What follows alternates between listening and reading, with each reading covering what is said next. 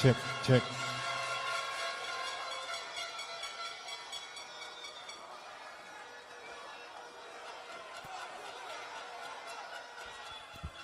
Me have 48 seconds. Let me tell you this. People, let me sit down. From the bottom of my heart, let me tell you. Me rate the whole of you.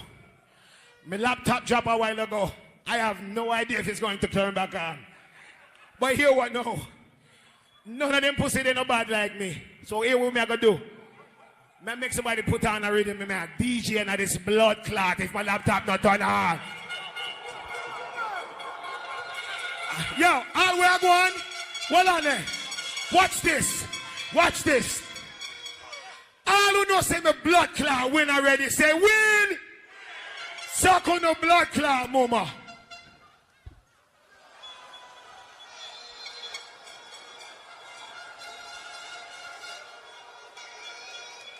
Wanna say walking shine?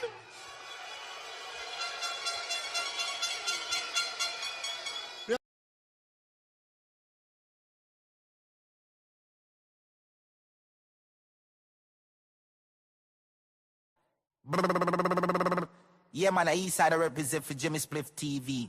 London is blue, blue, blue. Jimmy Spliff. Oh, sir.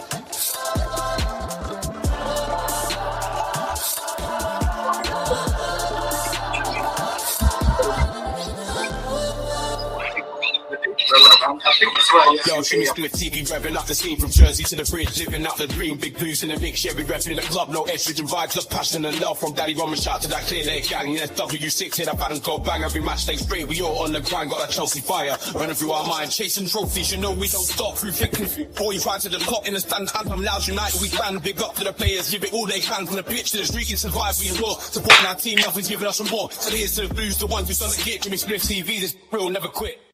Yo, shout out to Jimmy Spliff TV. From Jersey streets to the bridge you see. Chelsea's the team, never do we freeze. And SW6 living wild and free. I'm everything dreams with a London flow. No estrogen vibes, just like Britain glow. Passion for the blues, we ride the tide. From the stand to the screen, Chelsea pride. Ain't no stopping when the whistle blows. Chasing glory wherever it goes. With a South London accent, we let them know. Jimmy Spliff's the name, set the vibe, let's roll.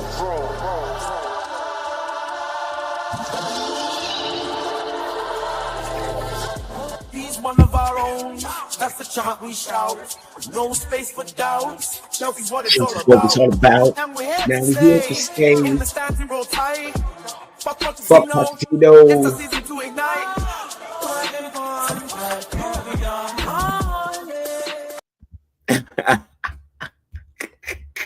Brilliant, brilliant. You rope in. Everybody smash that like. I'm quite sure everybody's seen the title. I'm quite sure everybody has seen the title.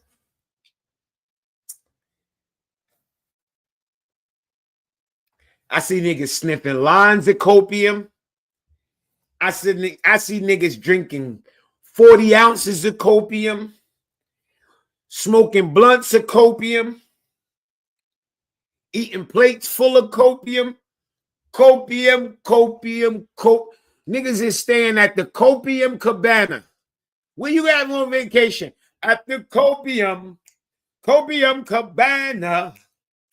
The only place south of Savannah. At the Copium Cabana.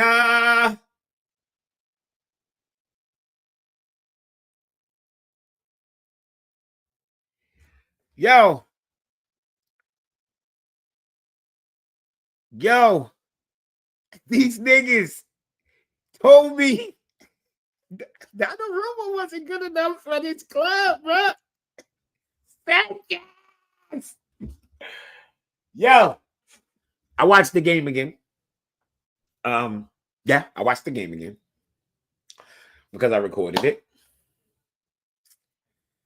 So I watched it again. I watched the game again. Yeah, I watched it again. That's the beauty of the technology. That's the beauty of the technology.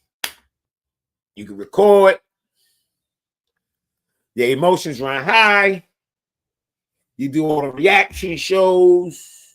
You relax. You know what I'm saying? Yeah. Niggas is blaming everything.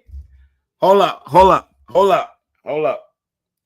We're gonna get to what was atrocious. I want y'all to hear this latest excuse I've heard. Right? And this can only be said by someone who has to defend him. Imagine you've been calling somebody a terrible player for a year. They have a purple patch. You jump out and defend them. Argue with the world against them. You know what you then have to do after that? You got to defend him through his bullshit. So now, the same people, we don't have to call names. Y'all want to hear the excuse I heard today? I can read it for you. I'm going to read it for you.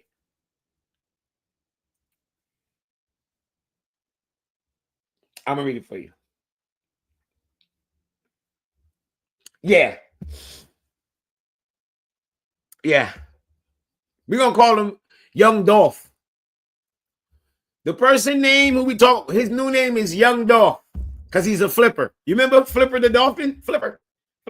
His name's Young Dolph. We're going to call him Young Dolph. Yeah, we don't want to make him feel so important. His new name is Young Dolph. Young Dolph says, y'all ready? Let me see if y'all agree with this first. Because maybe y'all might be just as stupid as this comment. I don't know. Let's check. Y'all ready? I'm watching this free kick back. And I'm sorry. That was a serious strike. Seeing that shit in person, all I saw was as they strike it and the net ripple. If any keeper saves that, they're injuring their wrist. Is this camera on me? Yes, it's on. That's stupid. Use your common sense.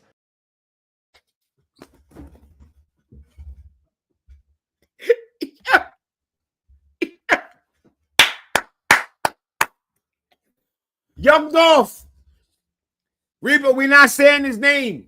Who crashed out for him? Who crashed out for him? Don't type his name. Don't say his name. We all know who.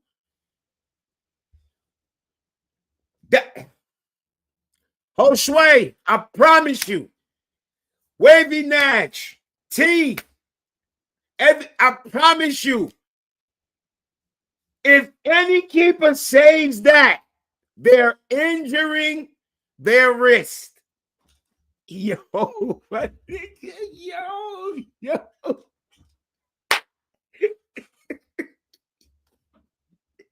Yo, this is the beauty. Yo, so let me tell you something. I could be very loud. I could be obnoxious. I could be rude. I could be all these things, right? I'm all these things. But you know what I'm not afraid to be? Wrong. I'm not afraid to be wrong. I can look and go, damn, I got that one wrong. Some of these niggas have no ability to be on the side of wrong. They think they know this sport so much better than everybody else. I did it with Caldwell. It's so many players that I made these bold statements about and I got wrong. And I could tell you exactly where my Caldwell shit came from. Everybody know he was playing left back and I didn't give him the benefit of the doubt. That's what happened. He was playing left back. Everybody's saying to Jimmy, that's not his position. And I was not giving him the benefit of the doubt of, you know what? This is Pochettino. This is Pochettino. Maybe this guy's playing a role in how this kid's looking. You know what I mean? Well, guess what? I was right. I'm saying I was wrong. I was wrong. And that's what it's come to. Nope. Surfer, what's up? Everybody know Winter Surfer. But did you hear the reason? Did you hear the latest? No. Okay. I'm gonna read back. I'm going to read back what was said by Young Dolph. Young Dolph is my name for the guy who decided to crash out to defend Sanchez. I refuse to use his name because he's going to cry like a little girl. So I called him Young Dolph. This is what he said. He was at the game. I'm going to say it again. I'm going to say it this time. And I'm dead serious. This is what he said. I'm watching this free kick back, and I'm sorry. That was a serious strike. Seeing that shit in person, all I saw was Eze strike it in the net ripple. If any keeper saves that, they're injuring their wrist. Wait. Is that copium or what? Bro. That's mad, isn't it? Because, like, that's what they're there for. They're there to block... They're there to block strong shots. That's the whole point. They get their body in the way. Yo, that's what the big oven mitts is for. Yeah, that's what the mitts are for. Yeah, and they've got the things that strap down to the wrist anyway to protect. So yeah. I don't understand. Bro, I'm. It's like, and don't get me wrong. He's not the only one because they were so loud and against Donnarumma. They're going to have to defend this guy. They're going to have to defend this guy. But what's going to happen is the reality is going to set it. And remember, this is game week 1. Remember, I showed you guys his timeline. Remember, all those things I was showing you was what he was saying about the goalkeeper. And I can go and show you. Only thing that's fucked up now is my Twitter's fucked up. I'm blocked, of course. I'm blocked out of my Twitter. Bro, I can show you many other people.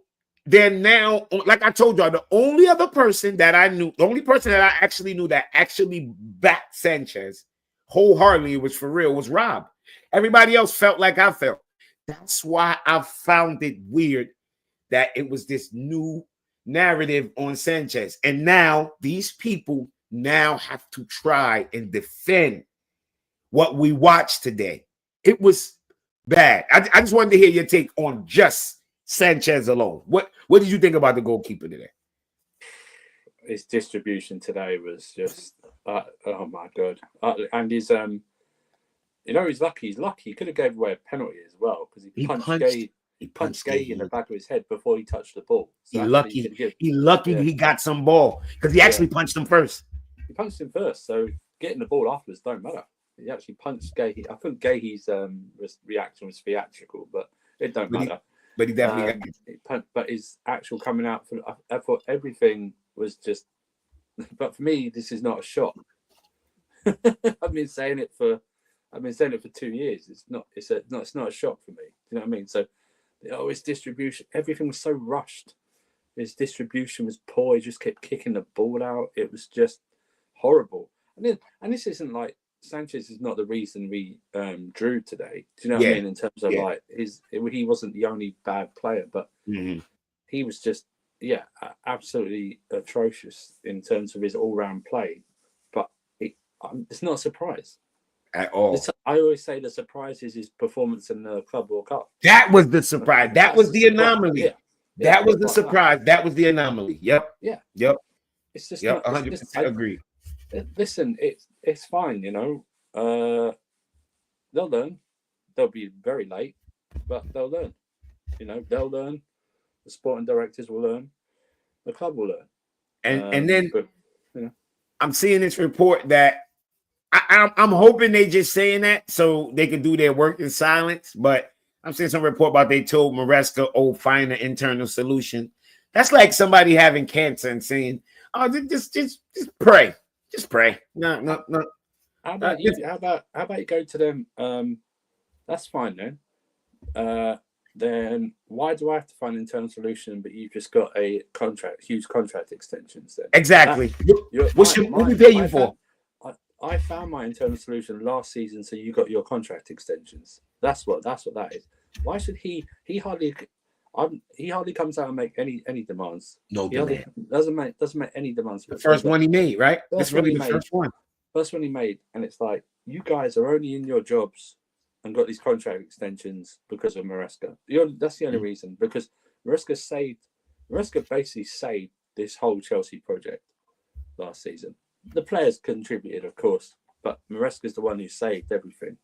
He saved their jobs. He saved them because there's no way anyone would accept him not finishing. I got a link, Jordan.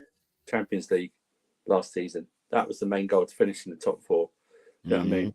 I don't care about this. Like they come out and go, "Oh yeah, well," like during last season when they said he's not under any pressure not to finish in top four. Bullshit. Bullshit, because that leads to sponsorship and all that. No one wants to play Thursday, Sunday football for 6 months, 8 months of the year. Do you know what I mean? No one wants to do that. I'm just sorry. I just don't believe it. It's just that's the problem. I'm not one of these guys who says, "Oh, I wish we would have finished outside so we could see like proper change." No, I don't want that. Yeah, me neither. I want you can still be good, but still not accept other people's results. And companies do well, but the stuff in companies where people are still not performing to the standards you want. Exactly. You can still get rid of them. I mean, we do it with players all the time. We upgrade with players. We just did it with Jackson. Just done it. Just totally bombed out Jackson. And it's like, oh, they're happy with the squad they built. What? Why? Because if we said it, they don't get a centre back, they don't sign a goalkeeper, and they sign Garnacho. This is a 5 out of 10 window. Yeah, I'm telling you. If people telling me I'm going out of hand, I'm like, yo, no, I'm not, bro. I'm not. This goalkeeper. You can talk about how, yeah, okay, Maresca might want a ball playing centre back. That's fine. You can still criticise and go, well, that a ball playing centre back shouldn't stop us from the way how slow we played today. We should still. Yeah, we're gonna talk about that too. Yeah, but that's totally different. But this man has earned the right and got you 2 trophies.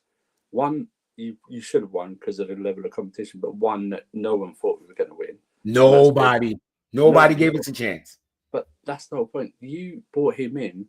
He had 1 season of professional management, and he's basically saved everything around us. Allowed you to spend all this money and get out of PSR issues and stuff like that.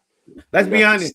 He the one that made this project actually look like a real project. It didn't look like a real project until he got here. It was on life support. It was on life support. Let's be real. Yes. It was on life support. It was on life support. That's what it was. Because remember, last year's summer transfer window was shit overall, right? To me, it was crap, right? I know the formula. It was like bring 2 or 3 names that people know and everyone forgets all that. Because remember before the Neto transfer, the biggest player we'd signed was Dewsbury Hall. Yeah, that was the biggest player we signed, and then Neto came out. And then Neto came out of nowhere, and everyone was like, oh. And then it was like Felix and Sancho, and then possibly Oshman, and Oshman never happened. But that's the whole point.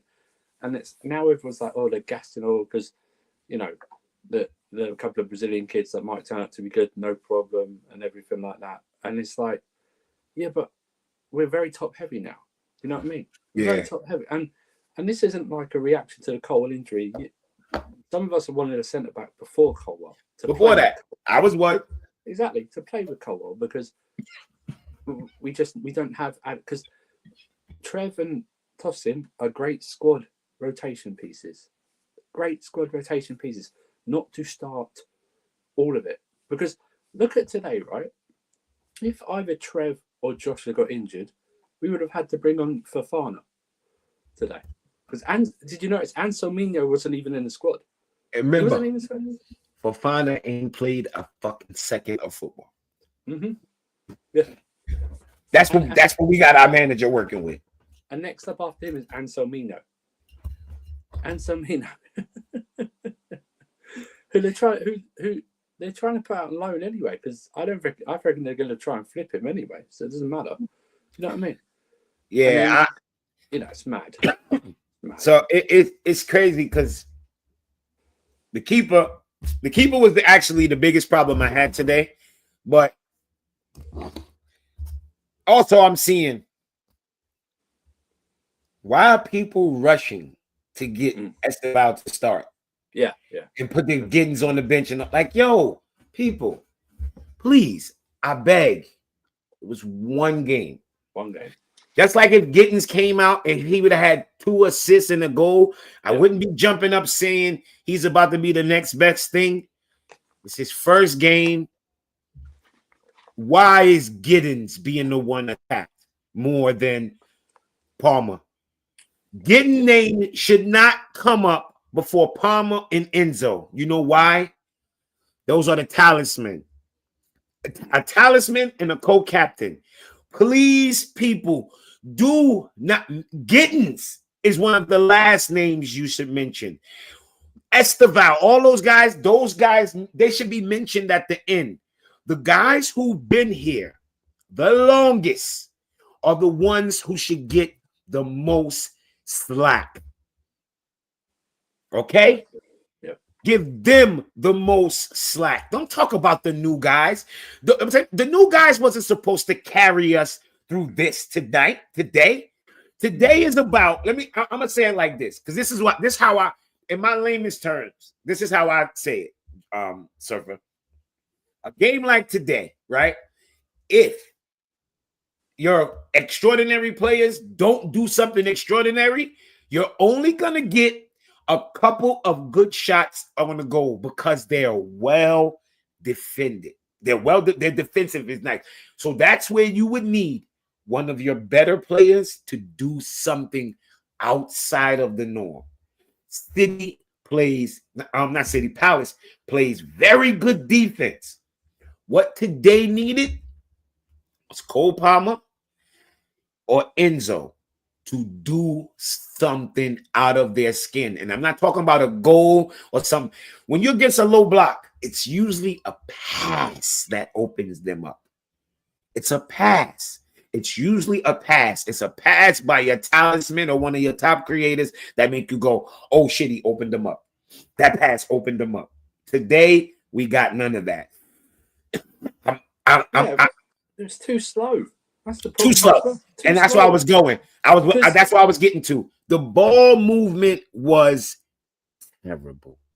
It was terrible. Please do not blame that on Josh Achimpong. Achimpong, nor Caldwell, nor no center back controls the speed. The left winger, the center attacking mid, the striker.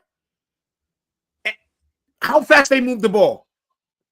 Nobody. That's not on a center back. Once that ball actually gets up into play, it's on to them guys to do the triangles, to make the runs. That's not on a center back, bro.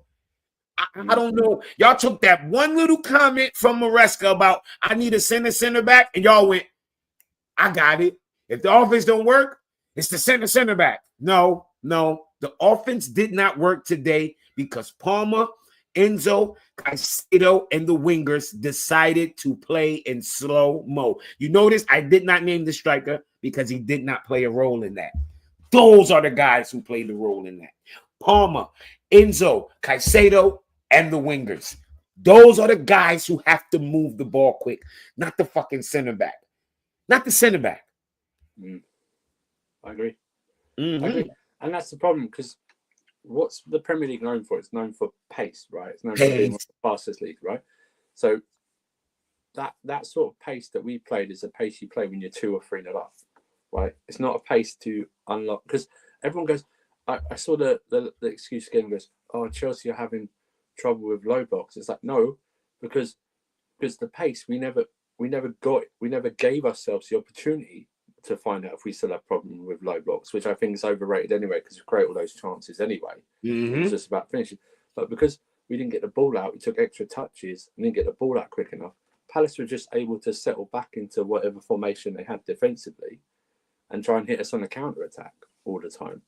And that's just and what made me frustrated was that the first half especially was crying out for us to use the wings, because centrally that's Palace's strength is in the middle. The middle. They crack. Listen, if anybody watched the Community Shield, that should have gave you a good idea of what we was gonna see. And exactly, I was like, they're probably gonna pack the midfield against us. But I was like, maybe they not. And then when I saw the game, I was like, oh well, they packed the midfield. For what they did first, that did surprise me. They pressed early, and then they dropped back. They pressed early in the game. They press, put a little press, see if they can get a little cheeky goal. That's why I think they pressed early, to see if they can get a mistake. But after that, after they didn't get that, when they dropped back, got comfortable and locked in, it was going to always take a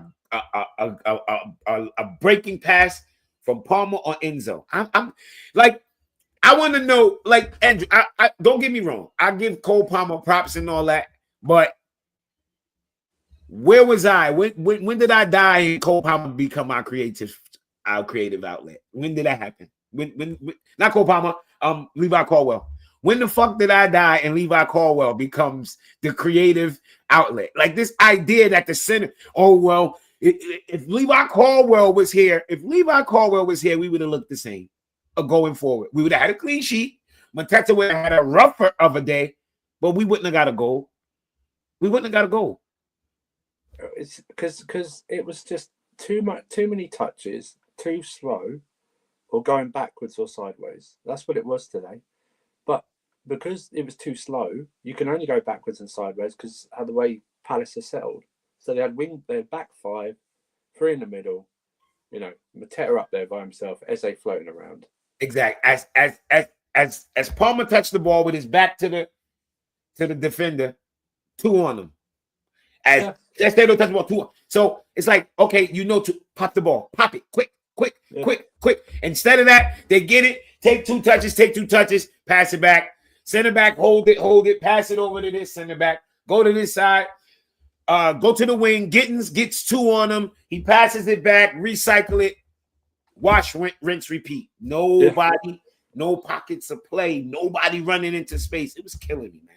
Yeah, and I just wonder because of the way they was set up. It was like it was crying. I thought Enzo was far too deep today. The way it was set up. It should have been up. He was far too deep. Should have been up a bit more, giving like an extra, doing the last man, rushing into the box sort of. Yeah, I don't think I saw Enzo in the box. No, at all. Didn't. And it might be that he's still, because he's played like, I know it's like we've had a shortened preseason and stuff. Yeah. So he's only played like 30 minutes and stuff like that. And you're right though, because like even I thought it was very unfair of Gittins that we started playing to the wings and we only gave him like 7 minutes of the second half. And those couple of passes that Palmer overhit to him on the. Oh, and hold on, wait. While everybody's crashing out on Gittins, they are so acting like Cole Palmer's second half. Those motherfucking passes were just so wide. It's like, Palmer, come on, bro. Lead him down the line. Give him a ball he can run on to. He's already running full speed, and then your ball go wide. That's it. He has to go wide and go get it. It's done. It's over with. It's nothing. The whole attack is dead. You know what I mean? Yeah. The whole attack is dead. Gittins could have been better, but like I said, he's one of the last names I'm calling up. Because Gittins is not the person we should be looking for for it to taking over a game right now. No. No. Yeah, it was two. It was two, Maldini. I'm telling you, it was too bad. I'm like, okay, here's the opportunity. Give ball going wide. I'm like, come on, man. It was typical Palmer when he's not on, man. Yeah. He wasn't on it. Wasn't on it today, and it's and that's the point where it's like, you can take him off. You know what I mean? If you can take him off because what's the point of having him on if he's not effective? Do you know what I mean? And that's where it annoys me. It's like, okay, when are we gonna start making them accountable more of the actual experienced players in this team and go, why don't you take it by the scruff of the neck? Do you know what I mean? Like, remember Palmer's quotes in the final against Betis in the second half? He said, "Oh, I was tired of." Oh yeah, I was tired of passing back and forth. And then you see when Enzo, remember what Enzo quotes was after that? Enzo said, "I don't really know why he said that because he has the right to do what he wants." Exactly. He said it. He said, "I don't know why he said that because I don't make him pass back. He can go. I don't tell him to stay on the right. I don't tell him to stay on the left. I don't tell him to stay in the middle." Cole Palmer has free license to roam. He can go. So if he decides he's gonna go left side, he can look at Enzo and say, "I'm gonna drift left, cover me," and Enzo just gonna go and cover the other side. Simple. He has control. He has complete license to do whatever he wants. Yeah, and you're right. It was today. It was like it was just. I don't know what it was. I know what it was. It was like obviously. I don't know why we just decided to play so slow in this league. It doesn't work. It doesn't work in this league to play slow like that when you're trying to unlock it. When you're trying to unlock it, like maybe against a really rubbish team, but Palace aren't a rubbish team. They're not a rubbish team. Not at all. No, they're not a rubbish team. This is Naj. This is the thing, Naj. If somebody has free roam, and you see them in one spot, they made the decision, this is where I'm going to be. Yeah. This is where I'm going to be. He made the decision. So if you see him in one spot, he made the decision of, I think I can do something right here. But I don't think that's what happens with Palmer. I think you have games where Palmer literally kind of is just not. Think about when Palmer was losing the ball in the middle of the pitch. Like, literally, the ball come in. Palmer let the ball bounce. I watched Palmer. Gusto did it. Neto did it. Ball coming in. Instead of controlling it, when the ball drop in, they let the ball bounce. Palmer let one bounce and then just kicked it up in the air. Like to himself, just so nonchalantly. Somebody ran in and came and took it. I'm like, yo, bro, that's not on the manager. That's Palmer. You can see it. He's just not locked in. And and he does it to the point where I see it enough where I can say, nah, that ain't no manager. That ain't nobody telling him to do this. He just has games where he just don't lock in. Lock in. And the passing today was it just looked so aimless as well. Not just from him, just from everyone. It was like they were like kicking it, like just like kicking it off the opponent's shins. The long balls were just like aimless. They weren't like on trend. They were just wild. It was wild. And the kicking off of people's shins. I hate when Palmer does. If you're not gonna turn it back or something like that. Yeah, like turn and just stop. Like the person in front of you is not a fucking hologram, bro. Yeah. It's not gonna go through them. Exactly. This is another one I wanted to bring up. I remember this. Gusto gets the ball. He makes the play to Caicedo. Anybody else makes that play and take off. Gusto passed the ball. Caicedo gets it, waits 2 seconds, pop it over the top. When you look, it's going nobody. Camera pans. Gusto standing right next to fucking Caicedo. Bro, make the run. Make the run. You've been in this system for too long, Gusto. Make the blasted run, bro. Make the run. I remember this specifically, Maldini. I remember it was on the right-hand side. I remember he passed it to Gusto. The defender stepped up. All Gusto had to do was go. The space was there. Caicedo didn't even wait. He just popped it over there. When Caicedo looked, he saw the ball. Nobody there. He looked to his right. Gusto was right there. He looked at him and said, yo, bro. Yeah. And that was the problem. That was the problem as well because we went wide, but neither fullback overlapped or underlapped the wide players, so they're always 2-on-1. Always. So it's like that's on Maresca and his tactics as well, in terms of like he still does that. But when it's just it was just so frustrating. I mean, just the pace of it. It just really baffled me because like that pace does not suit a Premier League team. We're not about that. Do you know what I mean? Against like a Milan and Leverkusen, no problem. Yes, that pace could work with it. Not in the Prem. In the Prem, you gotta move the ball, and it's like we know this. And that's the part, Andrew. That's the most frustrating part. We all know this. Like, why do we have to go through these cycles of having a game or two like this, and then it's like, oh yeah, we gotta play faster. Like, why do we have to do this? Why it's not drilled in you fucking guys' head? And I don't want nobody to tell me about no age or no player. I don't want to hear about the age of the player. It don't take you to age 25 and 26 to understand your role. It doesn't. No. It take you to age 25 and 26 to fully get your skills up, but not to understand what the fuck you're supposed to do in a simple setup. So annoying, man. But I blame a lot of today. Like I said, I was gonna never foul earlier. I blame today mainly my biggest two culprits is, and I'm gonna do. I think I'm gonna start making this a weekly show.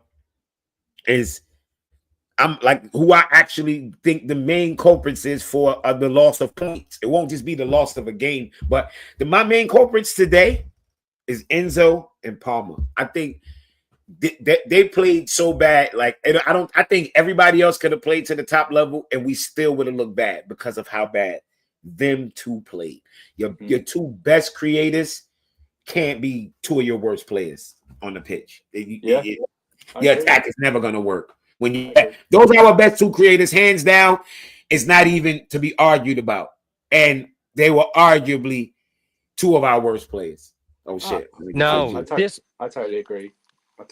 It's just and they're just levels above. All the rest were pretty dog as well today. Do you know what I mean? It's like it's just there's nothing to, and ironically, we're going to snatch at the end with Andre Santos right.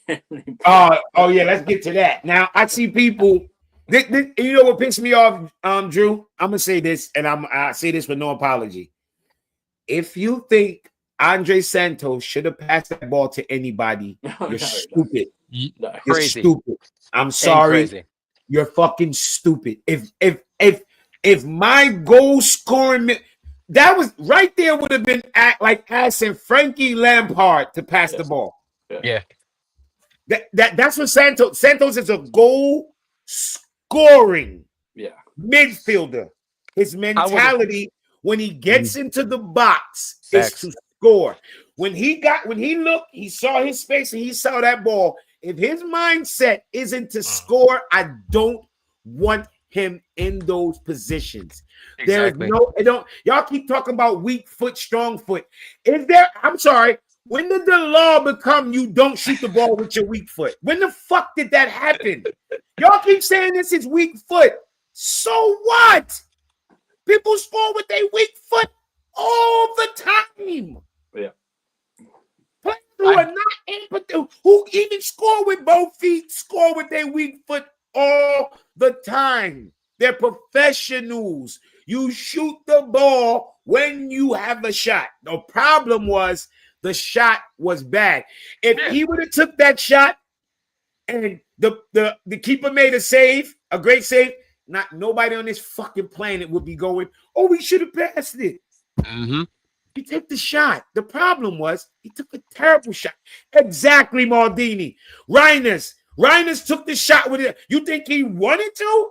No, but that's the only foot I got. I'll take the shot. Now, I'd be more upset if he passed it. I agree with Wavy Nash. Mm-hmm. He could have maybe took a little touch and then popped it, but guess what? Either way, I wanted him shooting that ball. 10 times out of 10, you get into that position, put that ball on net. Put it on net. Do not pass it. Put the ball on net. If he passed that ball, I would have lost it. Me too. I would have fucking lost it. Because that's a prime goal scoring position Yeah. for any professional attacker. It doesn't matter if you're a midfielder. It doesn't matter if you're a winger. It doesn't matter if you're a striker. That ball's coming in. He's got to take that shot. He got it wrong. Shit happens, but you got to take it. Look what T said. Look what T said. He had to put his foot through it instead of trying to place it. I agree with that. That was the opportunity where that ball come in, you run and blast it, because one or two things gonna happen. You're gonna blast it, put it in the net, or he's gonna have to parry that bitch. Because he ain't catching it. You too close, it's coming at too much speed. The one thing we know for sure is he ain't catching that ball with two hands. Yeah. So just put your foot through it. Put your foot through it and see where it go from there. But pass, no. Pass, no. Yeah. When you watch it in replay, it's so easy to say, oh, it should have passed it. Yeah. When you watch a still picture, you're just being stupid. Yeah. If you go by a still picture, you just stupid. Okay? Don't ever go by a still picture. That's not how sports are played. Sports not played like this. He knew time and place too. And when you're in that situation, he knows how much time is on the clock. He knows that it's probably our last big chance, right? Like we knew it. We knew it from watching. You think these guys who are professional athletes who have been in that situation countless times don't understand time and score? Like my only fault with Santos is that he didn't work the keeper. That's it. And it happens. That's it. He was in the right position. He took the shot on. He didn't hesitate. Even taking a touch there, nobody in their right mind is going to take a touch there, because you're thinking about goal. Yeah, you're thinking you're in the box. You're expecting somebody to close down the space, because that's what they do in this league, right? That's why this league is the toughest league, because of the stuff like Andrew said, the pace, the power. People can make up ground so quickly. So quick. He put it. He missed it. As good as the game is. As good as the game is, I was watching Liverpool. As good as the game is, Ekatike had. There was a few times where you see him on the ball, body his man, and then somebody took it. You see him go, oh shit! And it's like, like the speed of this league is quick, bro. It's quick. It's crazy. You gotta take that. When you get the opportunity, slap that ball. Slap it. Just slap it, man. Slap it.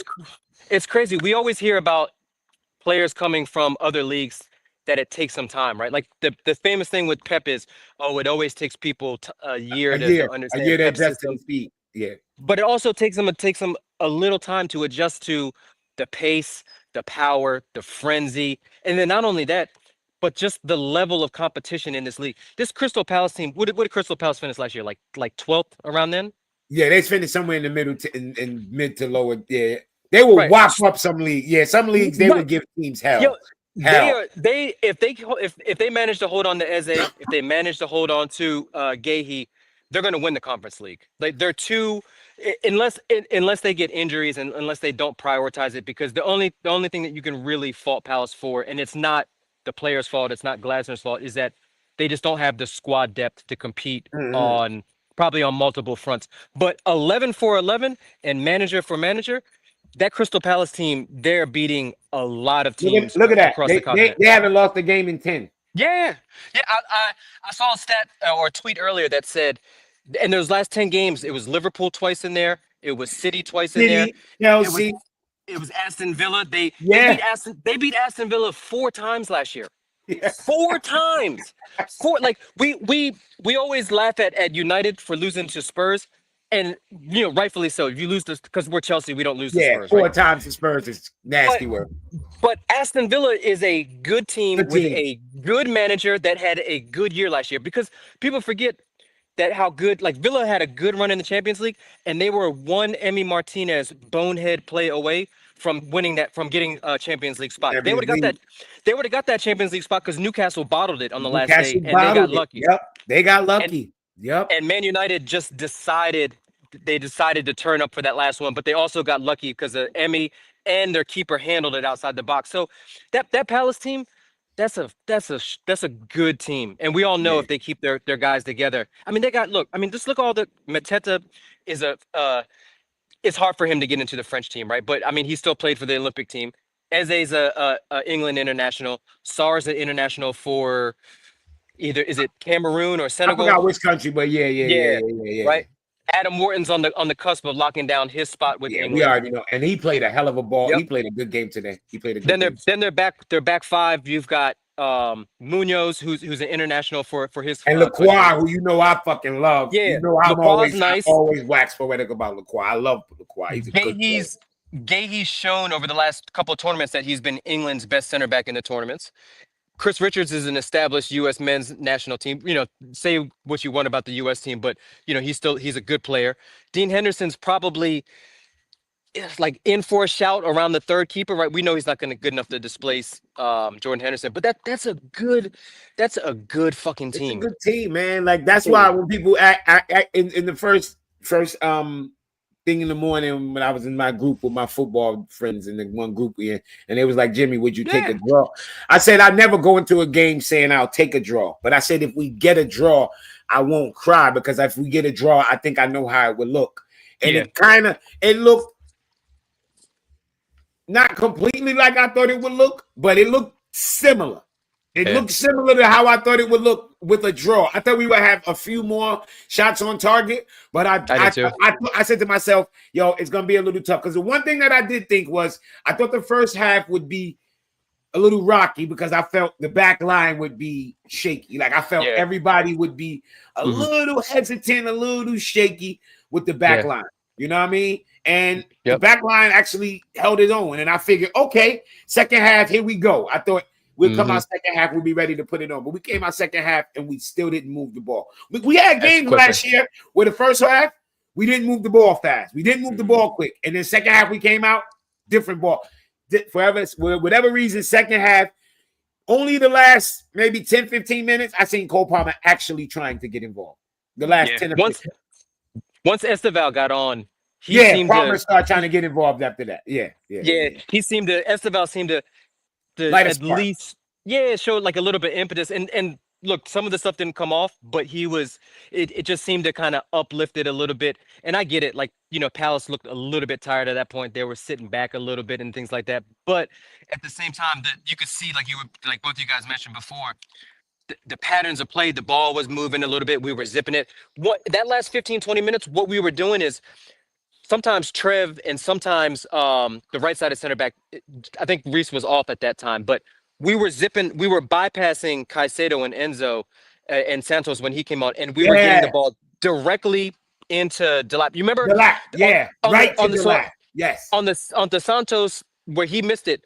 The reason why it was a great, like a lovely interchange, right? Because Trev plays the ball right to Delap. Delap controls it, flicks it over to Palmer. Palmer plays on the outside to Neto, and then Neto cuts it back. And there was another opportunity like that too, remember where Palmer like flicked it up over the top, and then Delap hit it on the volley, and it went right to him. It went right to him. It was on his right foot. It landed on his right foot. That made Enzo's Fernandez's game so much puzzling because Cucurella was basically in midfield the whole game in as part of a pivot, and Enzo was still not. Maybe it was instruction, maybe it wasn't, but he still wasn't making those runs. He could have no runs in the box. I didn't see him in the box at all. Because ironically, Santos's opportunity at the end was something that you find Enzo Fernandez last season popping. And last year, he put those away. He put those away. And it was like you would have thought, because when we started crossing in, you would have thought he would have been one of the ones in the box as well. When we started crossing in, he just wasn't there. It's just a puzzling. You know. It was. Maresca was asked this, and we haven't got the quotes because it's all about the centre back issue and stuff. Like that. I don't want to today. I know everybody's gonna try to point to the centre backs and listen. Today game to me, like I said, your talisman and your best creator, they can't be your worst two players. And Palmer and Enzo was pretty much in attack our worst two guys. They were our worst two guys in attack. Yeah, I don't know about you guys, but I didn't feel threatened at all by Palace. No, we did our thing defensively. Like I told you I watched the game back, and like I really give it up to a Chimpong. He held his own. He was good. He had the two. Yeah. He had the two misplaced passes, which I throw. I don't care. I understand that's nerves. The first one was definitely nerves. The second one, I think he hesitated, and then it's like I'm gonna make a pass, and then last minute you go no. But the first one was nerves. It was just like a short little pass. But outside of that, Josh was solid. He knew that he wasn't stronger than Mateta, so he would let Mateta win the ball, but Mateta could not outrun him. He couldn't. Even when Mateta laid it off and tried to take off running, he couldn't outrun him. So he played him well. He does every time. He does what Van Dijk does. See, no one noticed what Van Dijk does. Van Dijk never gets dribbled past a lot because he's always backing off and backing off. Yeah, so backing off. So when all the people go, oh, he never gets dribbled past. Yeah, because he's like 5 yards off the. He lets the striker or attacker have the ball, and he never engages them right away. Don't engage. Yep, doesn't engage them. So his dribble pass stats is always low because of that happens because someone else will swoop in or they'll pass the ball out and stuff like that. And I'm fine with that. Me too. I think he played. He basically showed that in the emergency situation he can do it. He can do it because I expect Tosin to be back in the center back position come Friday. But Josh showed, hey, emergency situation, I can do this. I can be your guy, and we already know he's great as a right center back, and he's great as great at his age. When I say great, I don't mean he's a great player. Yeah. At his age and the progression he's at, he's also a right back. So he got 3 positions he could play on that back line. I got no problem with Josh. Like I say, when I come, maybe people don't really understand. Enzo has a Copa America where he played over 500 minutes, and he has a World Cup where he only missed 1 game. Like Enzo is over experienced. Yeah. Like this, you don't get more experience than what Enzo is. Like he's done it. Copa America is literally like I know y'all don't live in the region. If y'all only understand what Copa America is, how intense, what that tournament means. Enzo played every game except one in that World Cup. He played every game except one. The one game Argentina lost in that World Cup, he didn't play. So this idea, like Enzo needs to get on it. I'm on your heels, Enzo. I backed you this year. Enzo had an awesome season last year. Like I don't like the shape he came back in. I'm kind of upset that he's in this shape that he's in. Like it's kind of it's a little upsetting. Like to think, damn, bro, like he came back in the same shape I did, bro. Like, come on, bro. You could have came like me back at home from my vacation. Yeah, like you could have came back. You didn't have to get you looked like you got completely out of shape when you went home for that month. Yeah, I don't like that. Yeah, he looking a little like good. Yeah, a lot of roasted pollo. You know what I mean? Man, he killing me. But I think overall, because sometimes we forget there's 2 sides of the ball. Yeah, we Maresca, the defensive structure is so put together now. It's good. Our 3rd and 4th center backs played today, and we kept a clean sheet. Like, that's not a small feat, fellas. We just saw Palace put up 2. Didn't they score 2 against Liverpool? Yeah, it's got 2. Yeah. 2 against City or 1? Was it? 1. 1 against City. It should have been more versus Liverpool too. Should have been more. See what I'm saying? So this team, the 3rd and 4th center backs held Palace to 2 shots on goal, I think. Only a couple shots. Like, that's good. Remember, there's 2 sides of the game. There's offense, there's defense. We have to recognize what our defense did today. Enzo's system defensively is very well put together. And I say that to say this January or next summer, and I hate to get this far ahead of myself, this is the time to upgrade the talent in those positions. I don't want to see us get another motherfucking winger. Do not get another striker. No midfielder. Right. Upgrade the center backs. Upgrade. It's time because this system is solid. Yes, Wavy Nad, I couldn't say it no better. It's the structure is solid, bro. Like that. You see that pass Wharton had to put on for him to get that shot. That was like it had to be a perfect pass. Outside of that, bro, they wasn't getting nothing. They wasn't getting nothing. You know what I mean? So that's one thing that I love.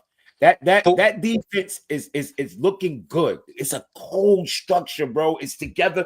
It's put together well when your third and fourth can come on and hold down Mateta Eze. That's a hard combination. They've proven it.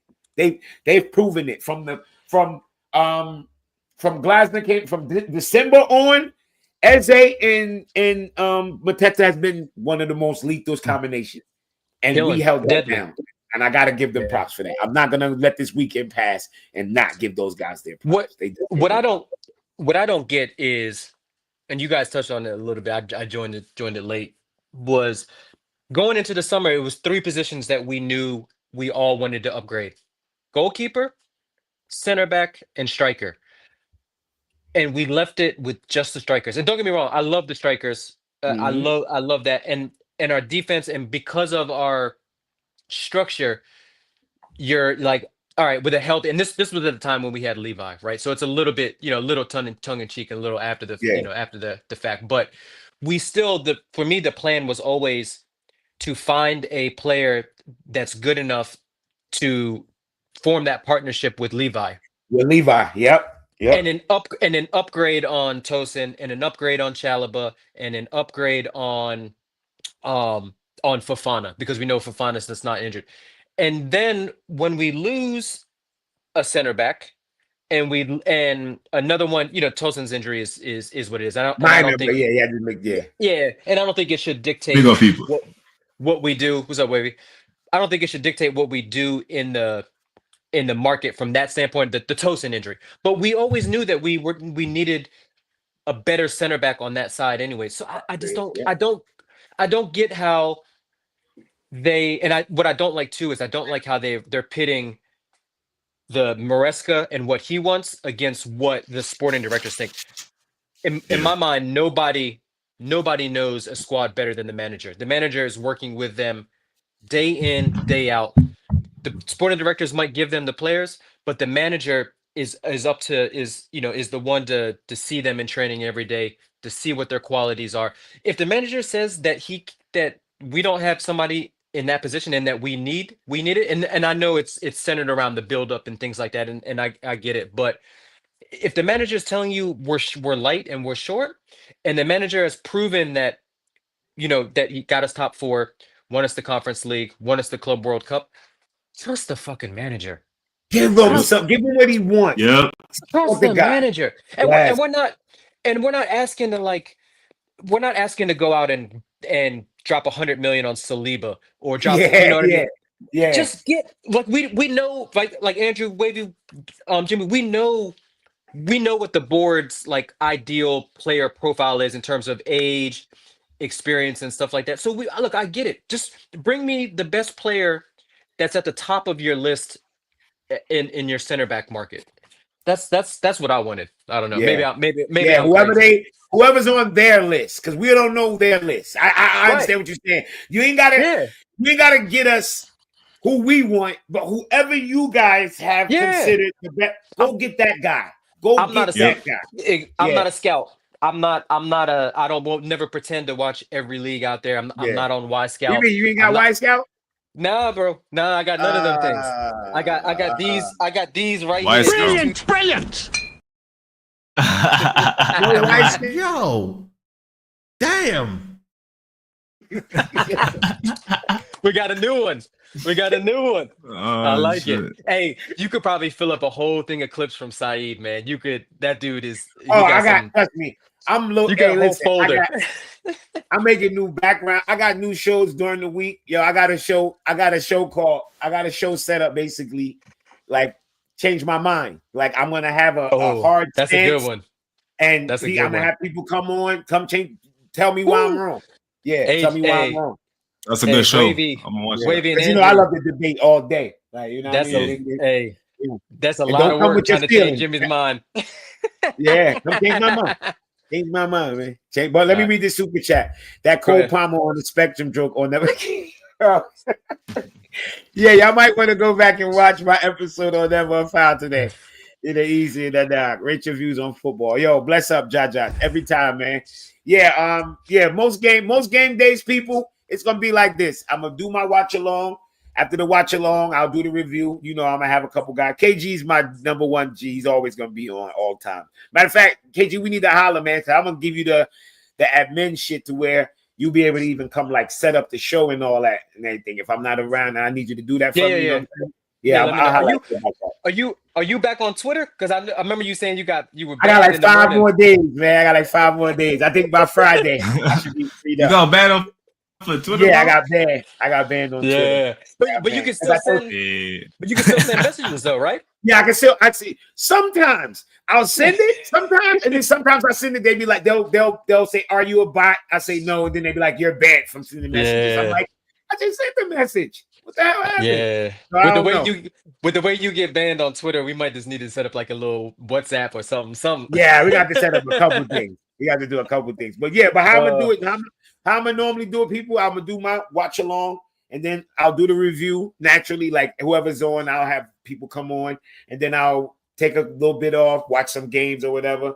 Probably hop on Never Foul or something like that. And then nighttime, like this time, I'll be right back on to do, like another late night. Like, which one you want me to add? This one? Yeah. I'm gonna jump. This is my phone. I'm gonna jump on. I was walking the dog. Okay. All right. I'll add that one. Remove that one. Okay. Yeah, and then that's how I'm gonna do it. Then I'll be back. Oh shit, I took Jordan off. My bad. And then I'll come on like late night like this for like a little recap show after kind of everybody emotions calm down and everybody, you know what I mean? We just have a second look at everything. I actually got a chance to watch the game again. That's the main reason I wanted to come on. And as you can see, the reason why I came back on was specifically the goalkeeper. Like watching the game again, I already knew his shot and all that, but I had to go back and watch the distribution, and it was terrible. He had maybe one or two that he got to Neto that was good. Other than that, he was trash. The thing was, other than he had a relatively easy game as a keeper, right? Like we just didn't face that many shots.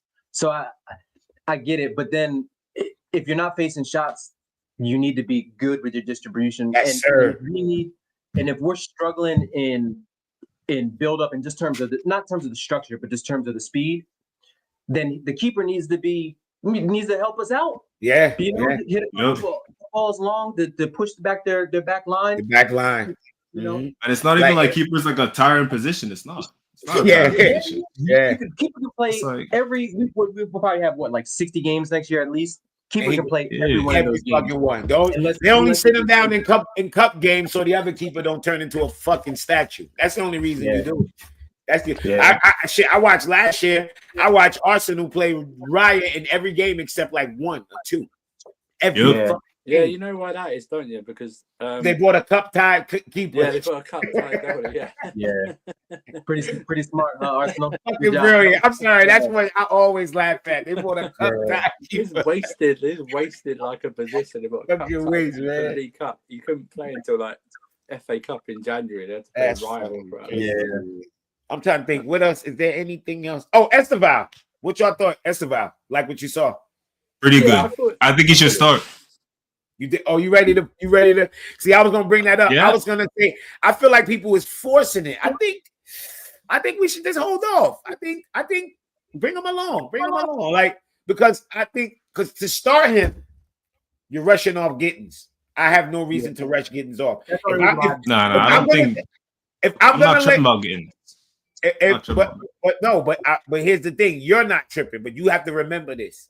The manager has decided you're my left winger.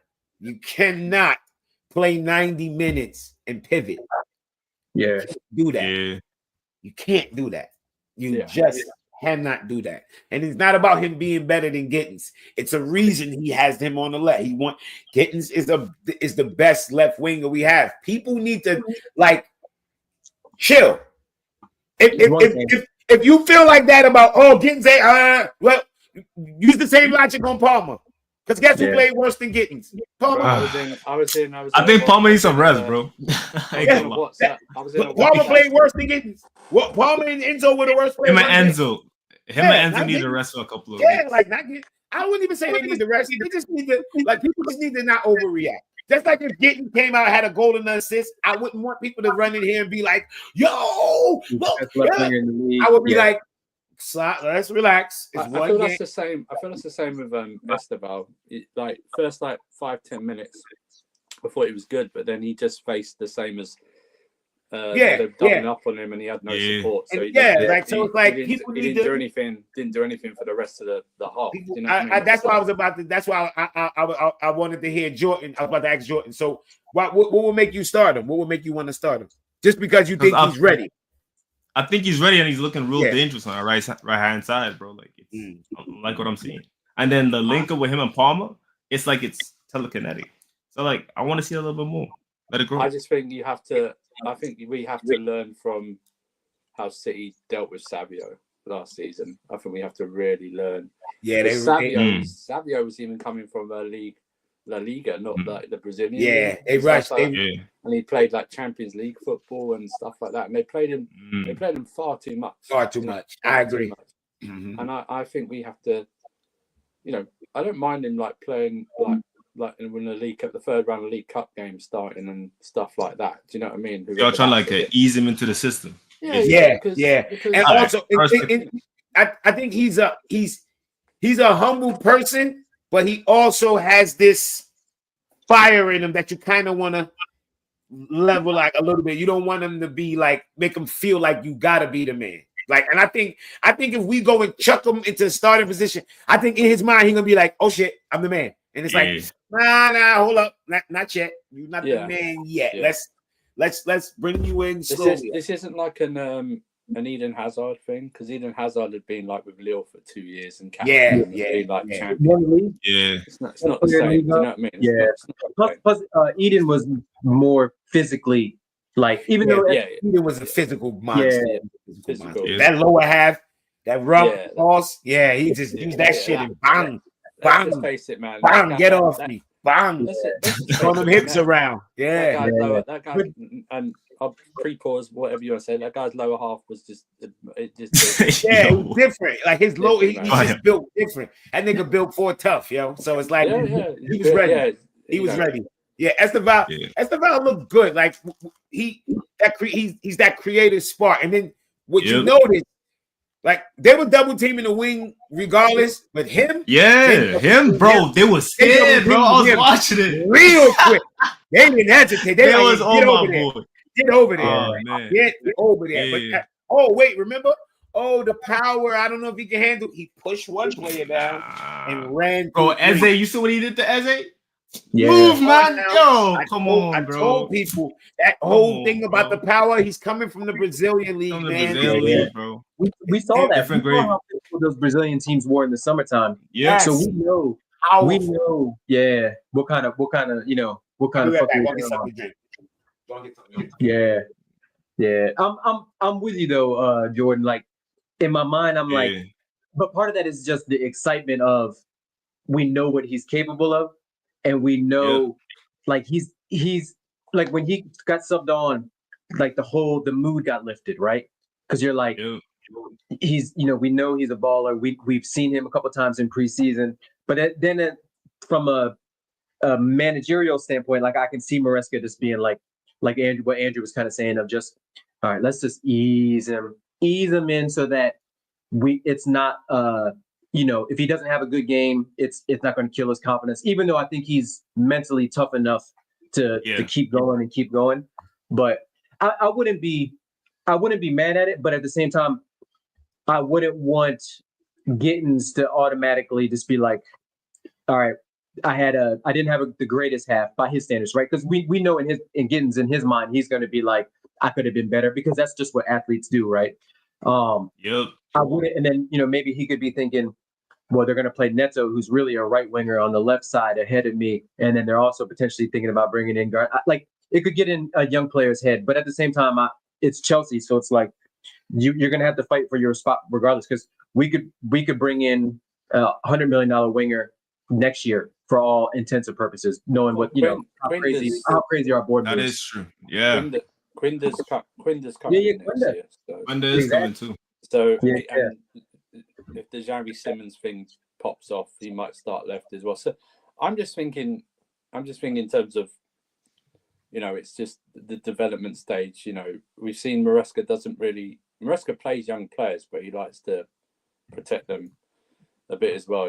Introduce them here and there. I no doubt he'll play a lot this season. I just don't want to throw him in, and I think him actually as a weapon off the bench actually works pretty well for us by going forward. And Maresca seems to be, and this is just my opinion, I'd be curious to hear what you two guys say, but from a man management standpoint, he seems to be pretty good in terms of he does. Not players back from injury. Just on a side note, and I just want to say that home crowd today, pathetic. Oh, I swear. Bro, the energy was horrible. I didn't want to talk about it was horrible, during the game or right after the game because that's like the weakest thing to do to go after the fans. Now that we relax and everything calmed down, I swear, please. I heard notifications on phones popping off. Yo, you can hear everything. Yo, listen. At one point, I'm listening. And because when I watch the game, I keep one headphone on because I like to hear a little ambiance from the crowd. When I'm watching the game. Yeah. At one point, I was like, "Wait, what the fuck? Hell in the stadium." And that's when you saw the Brazilian player. Do you notice the our Brazilian players are always the ones like, "What the fuck?" Because they're used to playing. Neto did that in the first half. He's another person. These players from these countries, they're used to the fucking fans being interested in the game. I swear we should have kept. Do you remember during COVID times? They did the fake crowd noise. When it was empty. They should just put that in because that's In American sports, you actually get fined for that. Like Anfield. In American sports, if you pump fake crowd noise into the stadium, they get a fine. Have That's crazy. From past matches, past matches that were allowed or something like. Because honestly, those people there, some people would go, "Oh yeah, but the players aren't doing enough for us to." Oh man, I hate that. You're a supporter, bro. Cheer them on, get them up. Like, all right, when you see the fans, the players going, like, come on. It's like, bro, give us some, like, y'all dead out here. Come on, give us something. Yeah. Do you guys think that what happened pre-match and fans not getting into the stadium late had any? Do you think that's typical Bridge, though? It's typical Bridge. I have a theory that, and this is not just Stamford Bridge. This is all grounds, even like the sacred Liverpool one, which is bullshit overall. That they get up for around about 8 to 10 games per season, depending on what the game is. So like top rivals, whether it's like a late stage like Champions League Cup match, or if you're in like a title race or something like that, that's when the crowd really gets. That's when the crowd really comes and brings. Otherwise, it's like that normally for the. It's like they're just there to just watch, like they're there just to watch a film. Yeah, I don't get it. They were so dead, yo, and it's like, come on, man. Come on, like, yo, come on. Give these guys some life. Give these guys some energy. First game of the season as well. First game, y'all not gassed up? Yeah. Exactly, T. Like T, I swear, man. It's like some like drums in there. It's not Wimbledon, bro. Yeah, hey, preach. Hey, preach. Big up, preach. Big up my G, preach. Hey, everybody, if you get a chance, go click on Big Preach. Click on his channel, man. I'll be on his channel like once a week if he had me. You know what I mean? That's my G, man. Big Liverpool fan, but he's definitely a level-headed fan. Good G of mine, man. Preach, big up, bro. You saw a guy relaxing like he was watching the movie. That's what I'm saying, Clicks. It's like, yo, you at the game, man. Like, come win a game, opening game of the season. We supposed to be in here a little bit crunk. Where the noise at? Yeah, killing me, man. But yeah, I was overall. I'm not. It's usually games like this make me lose my mind, but I'm okay. Like I'm not. You know what I mean? I'm okay today. Yeah. Like I'm okay. Like last year this time we lost 2-0 and I didn't lose my mind. So I'm not gonna lose my mind at a 1-1. If I'm at a 0-0, I'm all right. Like what I do need to see, I need us to. I don't want to just beat West Ham. I need a good performance. I'm not saying I like the performance matters to me. Performance matters this game. This ain't no situation like, oh, just get the 3 points. No, get the 3 points, play well. Yeah. It's Friday. Get the 3 points, play well. You can play well and get 1-0. You can play well and get 5-0. Just play well. Play well. Get the 3 points, play well. We already know Jared Bowen's gonna cook because he just cooks us every time. I don't know why. He just does his thing. I'm up for that. I already know that. But everything else, they ain't got shit else to be worried that I should be worried about. Cook. Go there, cook, play well, get everything back balanced. I'm not too bothered. I like if I'll be lying. Start lineup for that game. I want to see the same lineup. I don't want nothing to change. I want everything. Well, Tosin, of course, Tosin back in the middle. But other than that, that's what I want to see. if that's what he feel his best 11 is, bring it again. Do not switch it up. It's too early. Bring it back again. Giddens will do his thing. Neto will do his. Well, I ain't really had too much problem with Neto today. My beef was more with. I'll say it again with Enzo and Palmer. I got more beef with them. Palmer too nonchalant in the middle of the field. Even a couple times, Caicedo was nonchalant. Yeah. He lost a couple balls in the middle, like just, like, yo, bro, wake up, bro. What you doing? Caicedo, come on. He was the beauty is when he's like when he's off it a little bit, he's sloppy with his touches. Yeah. And he chases it a little bit. The tackling and all that stuff, that stuff will always be there. But yeah, he was, but he cleaned it up second half. But yeah, you're right though. I thought if Maresca is forced to find internal solutions and he doesn't like who's the central center back out apart from Tosin, to me, the next person that has to play those line splitting passes has to be Caicedo. Yeah. He can do it, and we've seen him do it. It's just a matter of, because a lot of times when we build up, Caicedo will drop back into the back line anyways, and he'll sort of he does. Yeah. Because he does that a lot. Sometimes Cucurella will be, because Cucurella's position is really fluid for a left back, because sometimes he's inverted, sometimes he's box crashing, sometimes he did a couple of overlaps, which to be honest with you, I like. Sometimes he's in like a 10 position, like a left 10. Yeah, I have no problem with that neither. What about Lavia? Because Lavia is good at that too. Yo, Jordan, wait. I was gonna let him finish, and then I was gonna say what he can start doing if we're gonna have games where it's gonna be like that. The center back is gonna be, and we're gonna be struggle. We're gonna have to sacrifice Enzo. Enzo will have to be sacrificed for Lavia to play, and Lavia will be the guy to take the ball off the back line and make those line breaker passes. Agreed. Yeah. Yep. That's something that's another solution. KG, you got that one head on. That is another solution. Lavia plays so infrequently that sometimes I just forget about him. Yep. And I've taught myself to do that with the players who get hurt a lot. Remember, Reece James was getting hurt. I just got him out of my mind. Now he's back. I have him as a regular player. So it's the thing with Fofana. If Fofana could play 15, 20 games in a row, then I'll have him back. Okay, he's back. I can look forward to him. Until then. Well, that was very telling. He didn't even bring him on, Fofana. Didn't even bring him on. Yeah. Like how fit is he? Andrew was. We were. Didn't even bring him on. No, but not even for the last They weren't doing anything for like the last 10 minutes of the game. They settled for the point. Yeah. So it's like, well, you could have brought him on, give him a few like touches or anything like that.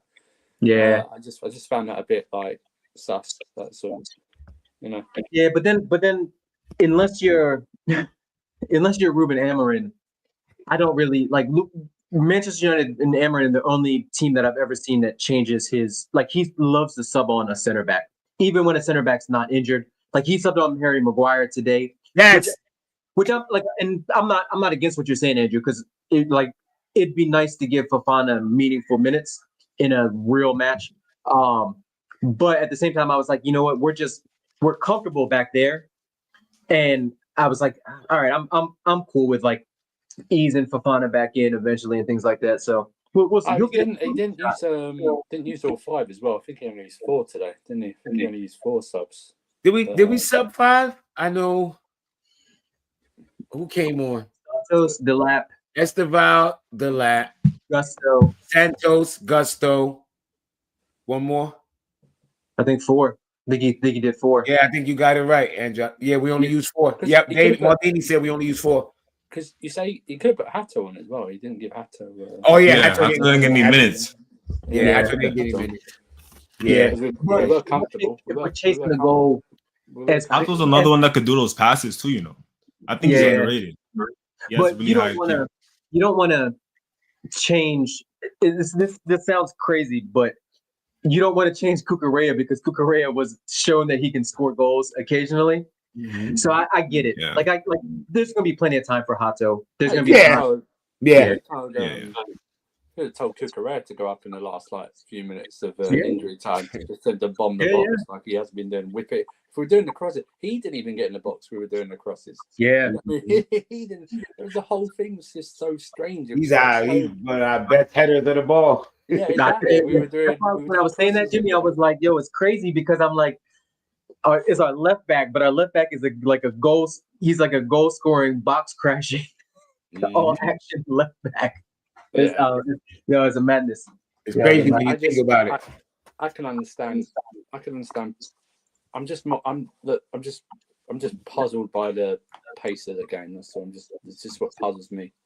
Yeah, it's the only thing that's puzzled me really. It's just how we were so slow. That just come out of nowhere. Yeah, and I'll never understand that. And maybe I'll find maybe someone asked him about that because I haven't seen any quotes. Do you think that it was? Do you think physically we were?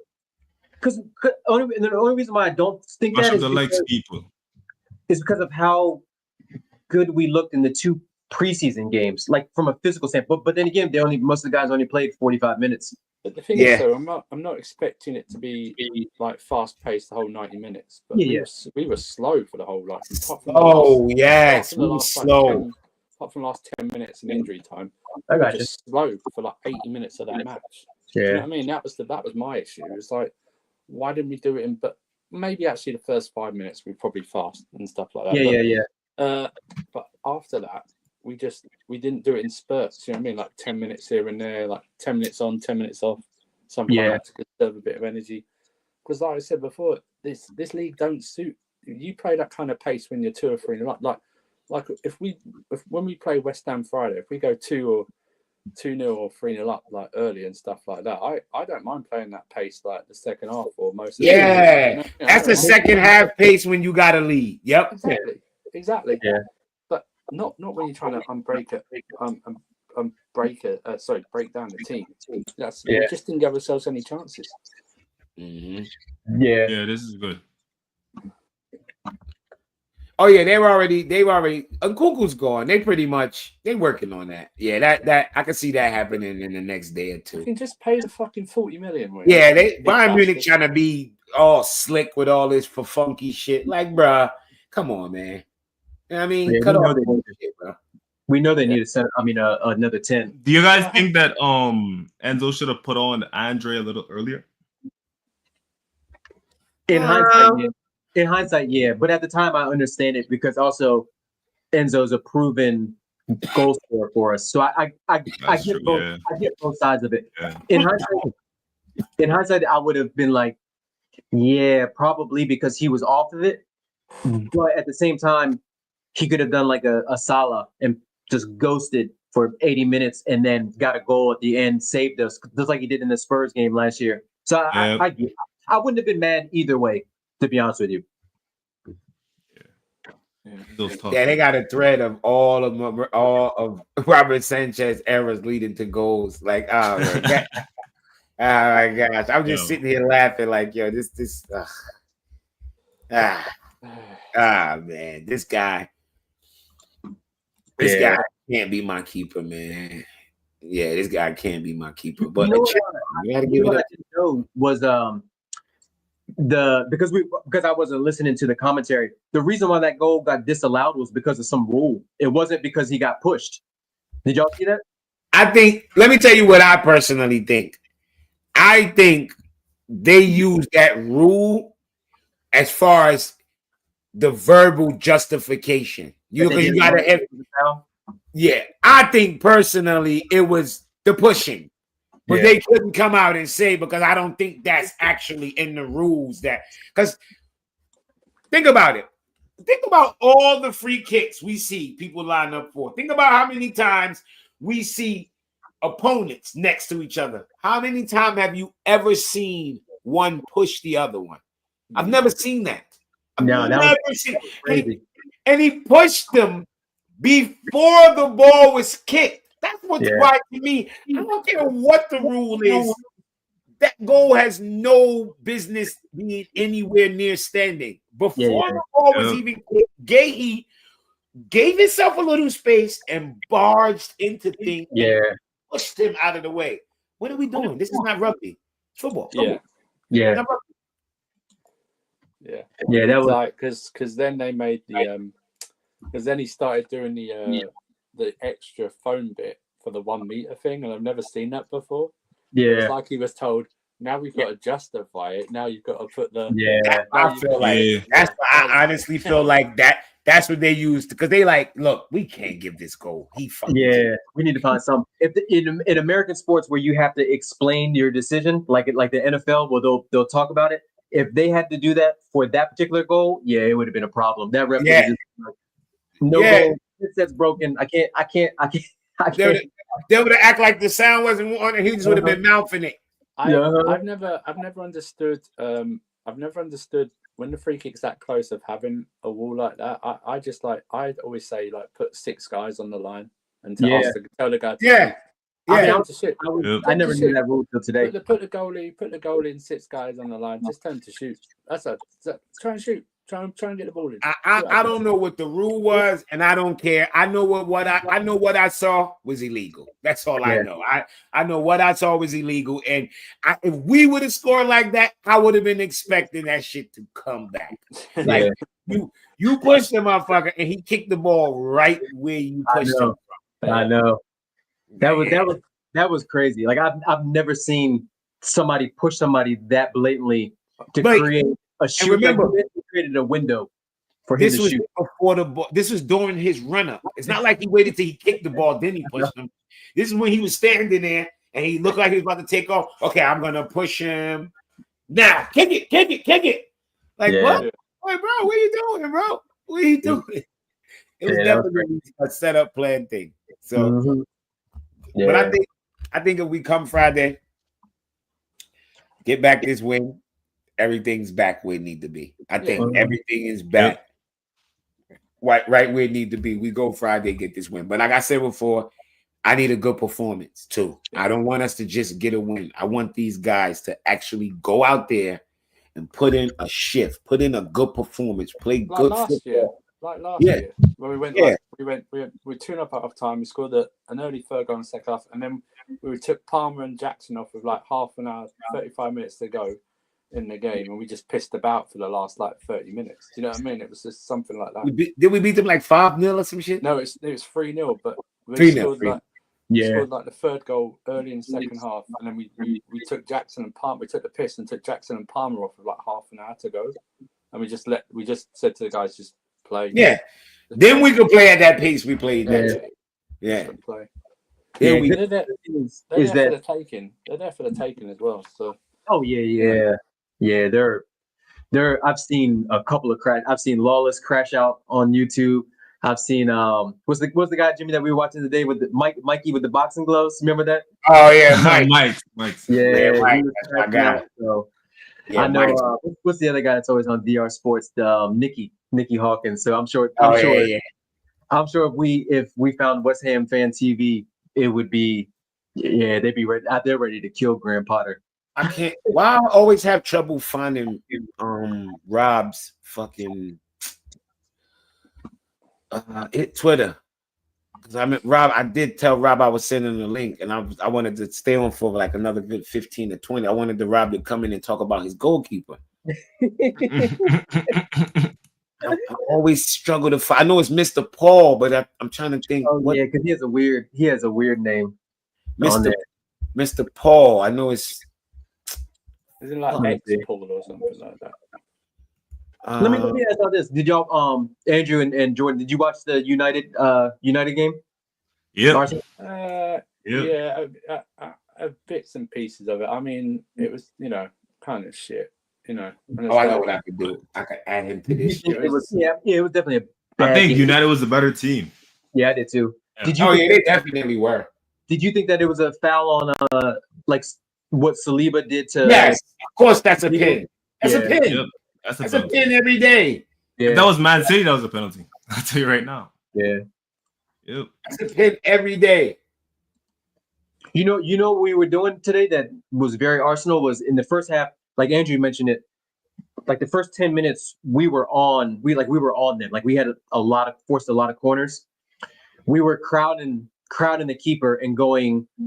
We were trying to hit the near post, and then the flick on. I was like, all right, but our problem is we just don't have the height that Arsenal has. Not at all. Arsenal just has like they at one point they brought on Mourinho, and I'm not saying these guys are like good footballers, right? Like they brought on Mourinho, they brought on Havertz, and then they had a corner. It was Mourinho, Havertz, Saliba, Gabriel, Ben White, and then one other guy that had pretty decent height in the box. And I was like, yo, that's like an old school Chelsea team when we had like Ballack, we had the big center backs, we had Ivanovic at right back. Like that's a proper JJ, the dark arts Chelsea team. I was like, sometimes I wish we had a little bit more like just physicality about us when it comes to that. But okay, I found him. Hold on. I just messaged Rob. I'm gonna send him the link now. Hold on. Well, LR Paul. Okay, there we go. Damn, Rob. Took forever to find. I'm gonna hop off because it's like getting late for me. Yeah, super late there. All right, thanks for passing through. I know you said you're going to be on a little bit of Rob, but I know these Rob things will go for another hour or something. Yeah, I don't know how long he's gonna be, but I definitely need to hear Rob's take on the game. Rob, and he'll prop Garnacho, he'll slate Gittins. I know this is coming on, so if we had Garnacho, we would have done better. Shit like that. Like and subscribe, people. Hold on, let me add Rob. 1 second, fellas. I'm about to add Rob to this. And then there he is right there. Done. All right, Rob's added. Pick up the chat. Yeah, pick up everybody in the chat. Give me 2 seconds, chat. I'm just trying to send Rob the link. Because we need some positivity in this piece. Rob is Mr. Positivity. Yeah. We need a little bit of positivity. I seen that Neymar was crying after losing the game today. 6-0, bro. 6-0. Who was? They got destroyed. Who did? Santos. Oh, did the team that he said Neymar. Yeah. I saw Strasbourg won 1-0. Yeah, they got a late goal. I was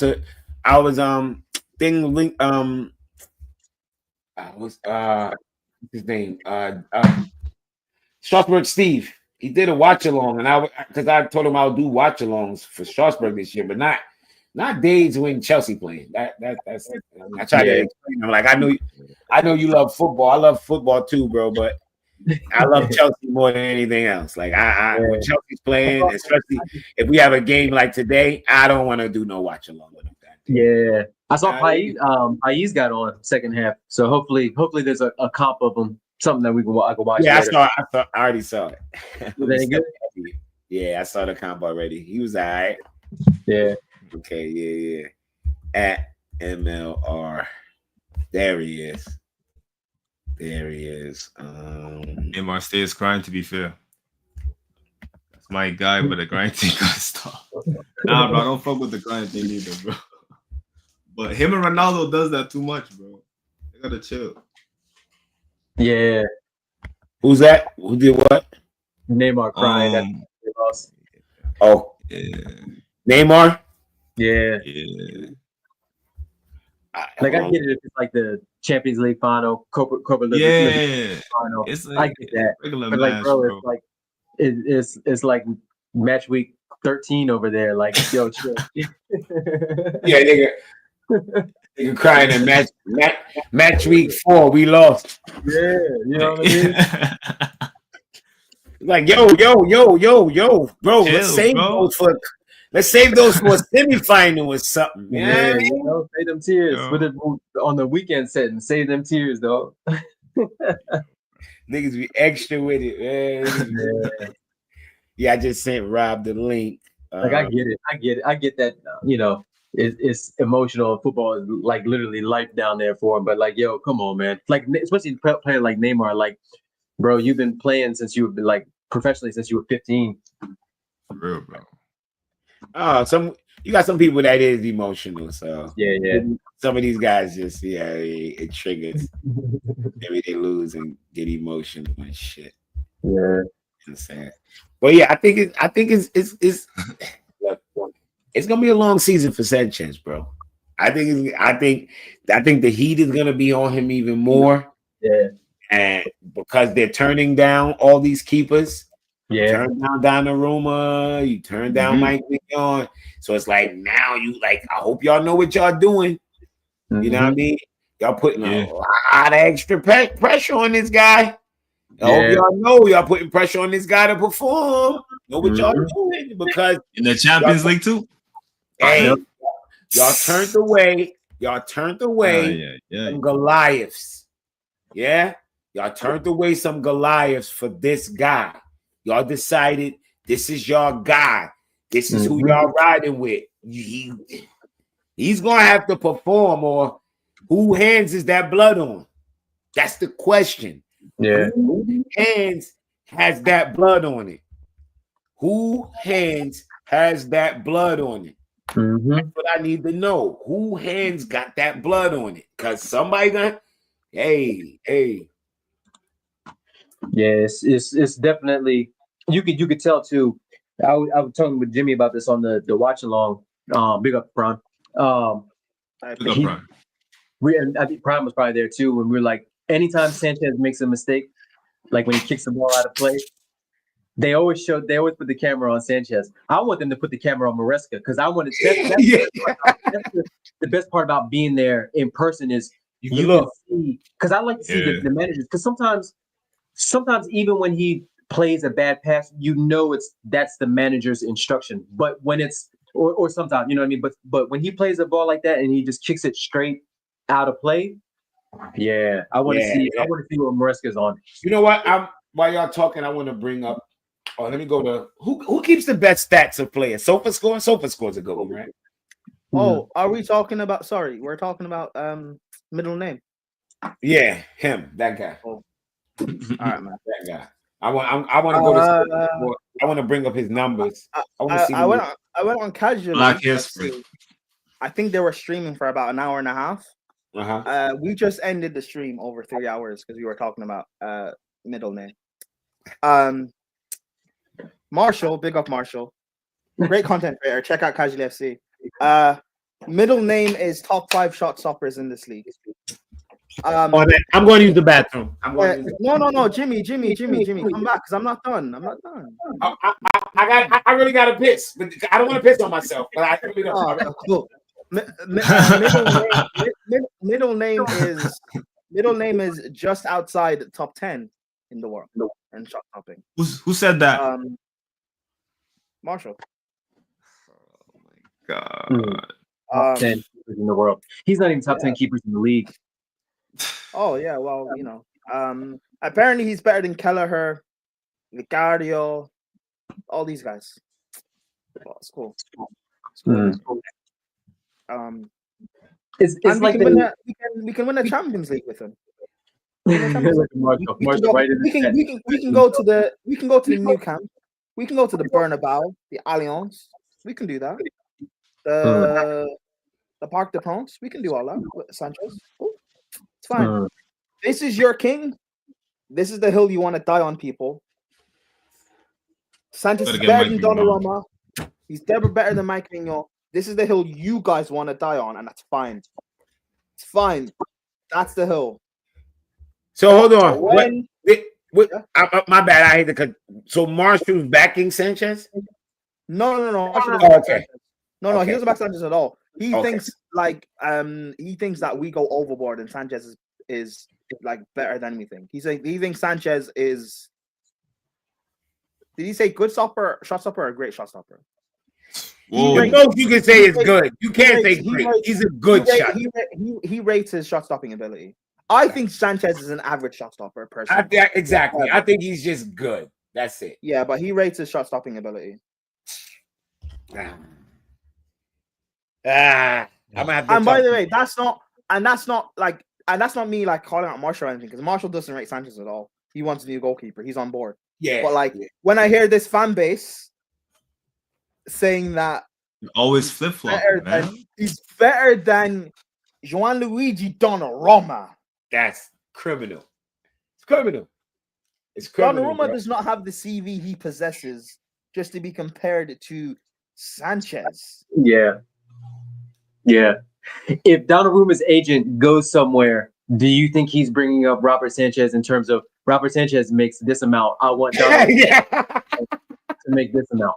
No. When Donnarumma goes to negotiate his contract, he's saying, this is what Allison makes. This is what Manuel Neuer makes. This is what Mike Mignon makes. These are the top keepers that my name is in the conversation with. And that's what Donnarumma wanted at PSG. He wanted Courtois money. He wanted Neuer money. Yeah. And PSG, you know who they got to replace him? Not Sanchez, who we wanted to sell. They got Chevrolet. I've not rushed Chevrolet. I don't know how good he is personally, but Steve tells me he's top 3 in the world. Steve tells me he's a world-class goalkeeper. And I trust Steve. I trust Steve with players I've not watched. I trust him. So if Steve says he's world-class, I'm going to assume he's world-class. But you can't be world-class until you proved it on a world-class level. Right? Who's French number 1 keeper? Magnon. Yeah. Okay, Chevrolet. Hold your kakakana. No, I know, but I'm just saying Steve says that. But regardless, I know. But regardless, PSG said who is the top goalkeeper, or at least the next up and coming guy we can get. They got Chevrolet.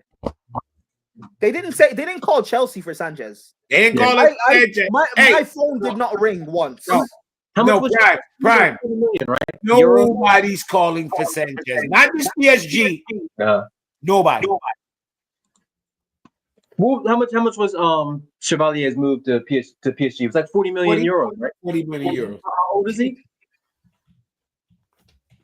I think he's like 23, 24-ish. I know he's young for a keeper. Yeah, he's a young. He's young. He's very young. Yeah, keepers, the keepers getting their prime like 28, 29, 27, 23. They say he's 23. Chat says 23. And it's crazy because I'm going to go back to something Jimmy said. Going into the Club World Cup when we were linked to Magnon for 25 mil and we were trying to haggle it down to 18, I was amongst people that were pissed. I was confused that Jimmy was backing it. But you know what? Jimmy said we can win it with Sanchez. Cool. Is what it is. We won it with Sanchez. Thank you. But you can still leave. We don't have and then the minute we won it, I think on my celebration stream, I said, look, Sanchez, you got your golden club. You can show your grandkids that. Bro, thank you.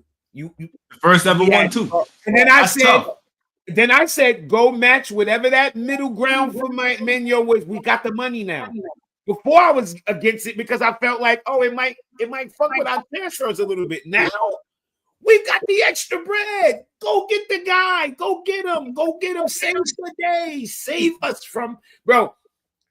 Today could have been so bad. Like, do you know how bad I would have felt if that as a goal would have been the game-winning goal, bro? The ball went through him. Yo, like, big up Young Dolph. Young Dolph said no keeper would have stopped that. Yeah. I can't believe I watched him write that in the chat. No keeper. Wait. Bro, okay. We've all played football before, right? Mm-hmm. We've all what positions have you guys all played in? Everything except for keeper. Because I was so terrible when we played street ball, I played keeper. That's the only thing I did. Cool. And Jacko, where did you play? I played in a 10 on the wing. Cool. I've played in goal. Like I actually wanted to play in goal as well, by the way. So yeah, I actually played in goal. You are crazy. That's why I keep. Yeah, okay. You got to be a little bit crazy to be a keeper. You have to be crazy to stand in front of people kicking the ball as hard as you can. You already know keepers got a little something wrong with them. Well, this is why when I speak on goalkeepers, Drito just said, "Bruh, if you play as keeper, you know how fast the shit comes in frozen." Yeah, I know. I've had goals conceded on me where a ball's just been hit so quick, I can't react, and it's right next to me, and I just can't react. Fair play if you can drive a shot that far or that hard. Pause. But you know what Sanchez did? Even though he saw it late, I'll give him he did see it late. But you know what he did? He saw it, and he still dove when it was. He moved. That's what pisses me off. If Sanchez didn't move and if Sanchez did this and he didn't move, you know what? I swear to you, I would defend him. I'd defend him. KG, I think we're getting a little like an echo back from you. Are you? Yeah, I think so. I'd sit here and defend him against Jimmy, against Joey, Alex. I defend against anyone because I've actually played in goals. So I know what I'm talking about. I defend him and say, you know what? A breeze, he can't do anything. But you see it coming, pause, and you turn and you dive and you in slow motion and it barely goes past you as well. That then tells me somewhere along the process you have fucked up. Yeah, you have fucked up. Big time. He gonna see it today. He gonna see it big time. Again, if he didn't move, I won't blame him. I can't blame him because nothing you can do if you don't see it, or if you see it late. But you see it and you dive, bro. He might as well have not moved then. I'd rather you don't move. Yeah, if he didn't move, it would have hit him. If he didn't move, it would have hit him. But even if you don't move and it doesn't hit you and it goes past you, I won't be pissed because what can I can't blame you. I know you're not a good goalkeeper anyway, so I'm not going to blame you. But the fact that you see it and you move, then I'm pissed because what are you doing? Yeah, he moved like it was terrible. He's like I said, my example. I said he was a hologram. He was a fucking hologram. What makes me even more angry is I want. And the thing is, right? I'm still echoing. No, and here's the thing. Stay, KG, right? Stay. Let me see if it's actually you. Stay right there. Go ahead, keep talking, Prime. And you know what? I'm even more angry at, right? Is that I'm dumb. I should have expected that Sanchez's middle name is capable of this stuff. I should expect he's capable of this stuff. But you know what? Silly me. I had people in my fan base telling me this guy has a better save percentage than Gianluigi Donnarumma. So you know what? Someone who has I think Donnarumma is a world class goalkeeper. I think he's top 3. Top 4, top 5. So so you know, no, but here's the thing, Jimmy. For someone who is, let's just say, top 5. So for someone who's a top 5 world class goalkeeper, I don't know. I'm expecting him to, like, if you're gonna move and you see it, I'm expecting you to at least get some. I'm not saying you dive to save it, but get a little something on it. I'm expecting a little something on it to get it out. That's why I don't know. Maybe I'm dumb. I don't know, but I'm expecting that from a top 3, top 5 world class goalkeeper. I'm expecting that, bro. But from Sanchez, who's a bozo, of course he would concede that. However, the back end of the season he had and the Club World Cup where people were telling me, look, he won. People were sending me, I was seeing pics of the Golden Glove that he won, and people telling me, listen, he's this brilliant. Listen, like, cool. It is what it is. You're going to. The thing is, right? Sanchez will never get exposed for how bad he truly is because of Maresca's defensive shape. Because the system. He won't ever get exposed. He barely gets peppered. We don't get peppered anymore. Yep. Sanchez, We don't get peppered Sanchez anymore. is lucky we don't have Lampard. Remember 1920? Oh Lampard, my gosh. how we set up. That's why that season I never blamed Kepa, because we don't have a defensive shape. So you're having to deal with everything as a goalkeeper. Sanchez is lucky you don't deal with that. You're lucky we don't deal with that. You're lucky we don't have to still deal with Poch. He was also in goal when we conceded the most goals we've conceded in the Premier League. Yes. So terrible. When we I found this. You know when go ahead. Watch this. Yeah. Wait, Jimmy, put it on full screen. All right, hold on. Full screen. Prime's about to get in his goalkeeper bag right now, Jimmy. Take off the comment, please. Sorry. Take off oh, the comment still up?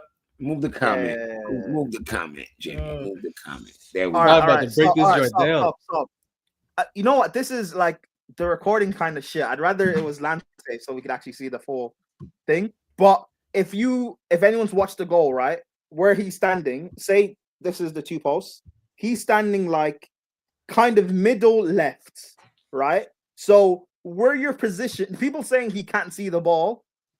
Jimmy, bring it back just before Eze shoots. Just before Eze shoots. Yeah, stop. People saying he can't see the ball. Why are you, me as a goalkeeper, why am I positioned where I cannot see the ball? And even if I can't see the ball, I in my head should at least have a bit of a mental picture of if that's where the ball is, whoever who's taking the free kick. Like, okay, benefit of the doubt, I'll give you Sanchez. You're assuming Eze is gonna like bend it up and over and hit towards your right. Benefit of the doubt, that's fine. So if Eze hits a world-class free kick, top corner right, fine. But he hits it, go Jimmy, right at him. Right, basically right at you. Look, hologram. Now, bro. Play the free kick from the beginning. Now again, now again, class. The free kick. The free kick. Pause right there. Pause right there. The free kick. Cool. Caicedo, Eze, or not Eze, Caicedo, Guehi kind of in the way-ish. Even though as a goalkeeper, I could bend my head a little bit past Caicedo and see it, but cool. Kind of in the way, but fine. Guehi pushes him. Look, he should be able to see everything right there. That's clear. No, stop. The ball bends a bit. Cool. Eze, it's a good free kick from Eze. He bends it a bit. Cool. So it kind of like not knuckleball, but kind of curves out. Cool. Yeah. Fair. Not so I'll give you the benefit of the doubt. I see it late. Fine. But you see it early enough to dive. So you don't see it late. You see it early enough to dive. Look, he already took off. But Now, look at this. if the ball gets hit and you don't dive and it's so fast, I'll defend you. I will defend because I can see the goals like that. So I'm not a hypocrite. But the fact that you dive, the ball gets there, you there, and it goes right through you like a hologram. Because you know what's funny, right? You know what's funny? If he had saved that, people will be telling me that's a world-class save. Yeah. Oh, what a save! It's a great shot. He saw this shit and he missed it. He a hologram. The shit went through him. He like a fucking glitch in the old Nintendo game. You gotta go. You gotta go, bro. Oh my gosh. The front angle makes it worse. That looks even worse. Oh, that looks even worse, bro. This angle makes it look like he's seen it all along. This angle looks like you've seen it. He did see it, bro. He seen it before Caicedo moved. Go back before Caicedo moved. Before Caicedo moved. He seen it right there before Caicedo moved. You saw it. Yeah, that's he saw it. Oh my god. He's that's pathetic. why you were able. That's why you were able to dive in time because people are telling me it was hit with power. If it was hit with enough power, you don't move. You don't move. When it's hit with that kind of, you don't even move. You just stand flat footed like, oh, he got me. Look at it. He saw it. That's not power.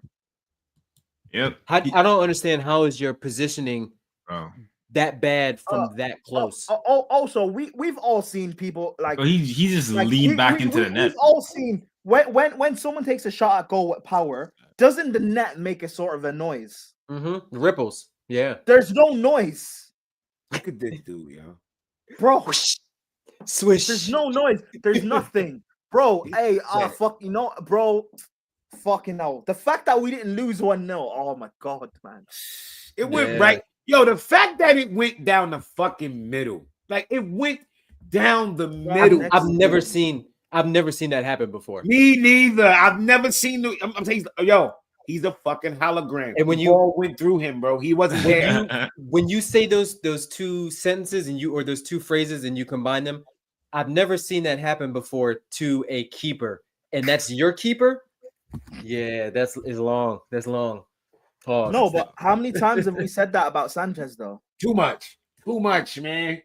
This isn't like you know what? If you were a good goalkeeper, if he had been good for us the past 2 years, you know what? Like everyone makes a howler, fine, I guess. Yeah. But you don't have a benefit of the doubt. I'm not gonna say you saw it. You don't have anything. I'm treating you for what you are, what you've shown me.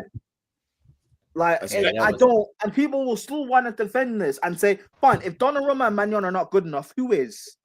Who's good enough? Then? Because Alisson's not affordable. Neuer's not affordable.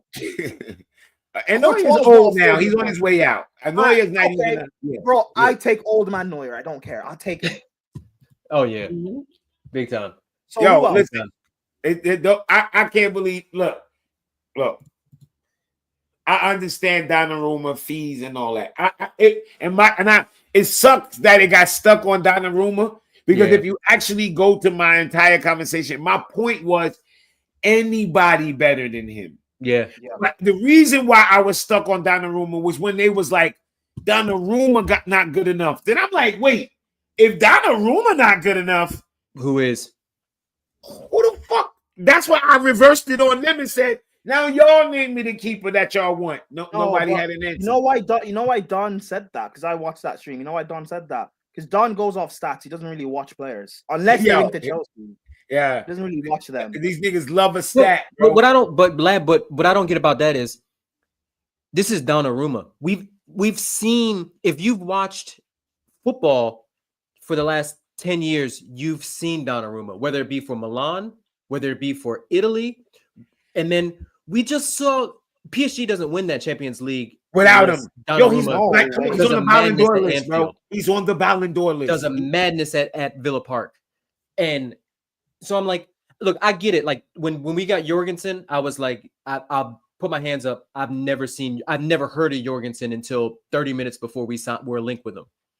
But that's Donnarumma. And I get it. Like sometimes names can sway opinions and make you feel a different way.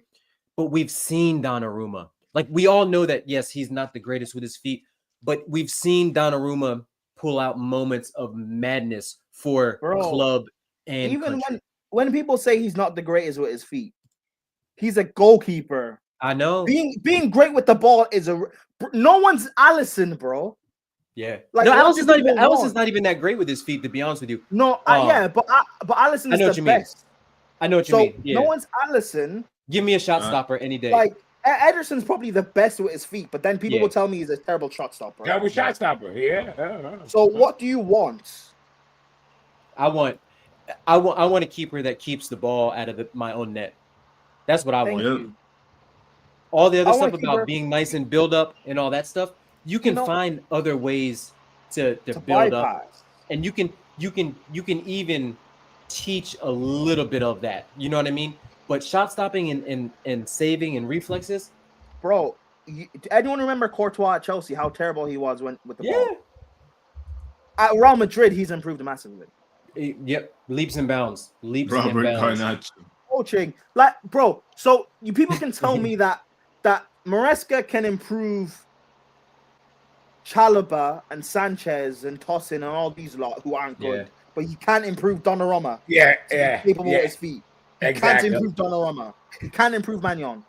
You're crazy. And you know what's crazy to me with the whole argument? Because the goalkeeper argument, I don't want it to just be stuck on Donnarumma. But the thing with me is, we all say, oh yeah, goalkeepers actually reach their prime 27, 20. Donnarumma is 26. Yeah. He's 26.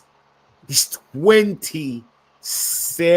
He's 26. He's 26, bro. There's a chance he can actually get better.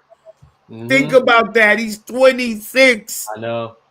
Just because he looks like he's 36. He can actually, because how long he been around, people want to downplay him. Been playing since he was 16, bro. Like, I could say that those kind of things because look. Think about my oldest son is 27. Right? Yeah, bro. My oldest son is older than Donnarumma, bro. What we talking bro, about? Think about the club. Think about before the Club World Cup final, bro. Before those 90 minutes, everyone was saying this PSG team was the best team we've seen since Pep's Barcelona. Since and Pep's do you Barcelona. know why? He was like, because people want to talk about how good Dembele and Kvaratskhelia and Vitinha and all these guys were, but yet they also had one of the best goalkeepers in the world in Donnarumma. Yeah. I don't get it. Donnarumma can win games, bro. We have listen, Chevrolet is a good goalkeeper and he'll probably turn out to be world class, whatever. He is not Donnarumma and he will never be Donnarumma. He won't. We have a chance to actually. When's the last time Chelsea have actually signed a world class goalkeeper? Have we ever done that? No. We always turned them into world class goalkeepers. Courtois was a kid and Czech wasn't world class before he joined us. He was a talent. He was a brilliant talent, but he wasn't world class. We have a chance to. Everyone keeps talking about, because remember, before the summer we were talking about this window. We need leaders, bring in guys with experience, bring in the quality. We now have a chance to sign. I was just reading that comment. Like, I don't get it. I really don't get it, man. He's not just a Champions League goalkeeper. He's a treble winner. Reaper. Not only that, but how is he good enough to play Euros? He won the Euros also. How is he good enough to play for Luis Enrique? Winner. And how is he good enough that Pep wants him to play at City when they just signed Trafford? But he's not good enough to play for Chelsea, and he's not good enough to beat Robert Sanchez out. Guys, you guys need to realize PSG will never have a season like this again. They're not going to win a treble again. Realistically, they're not going to win a treble again. Yeah, they're not winning champs again. They're not. No. Even if they win the Champions League again, they're not going to win. They're not winning all three. Do you know how difficult it is to win the treble? Yeah. Well, fairness to them though, Prime, in that league, they pretty much got two competitions wrapped up. So if they win the Champions League, I know. I know what you mean. No, they don't always win the cup. That cup. I'm just saying, like realistically. I know what you mean. Yeah. But it was the first time it ever happened, and they've been dominating the league for like 15 years. I know what you mean. Yeah, but that's what I mean. Like, realistically, how long is that going to take for them to win another treble? I know what you mean. Another Champions League. Yeah. I don't think people understand what we can. Do you know how bad City are defensively? If we give them Donnarumma, they could actually win this league. Yeah. Yeah. Listen, man. Yeah. I just my thing.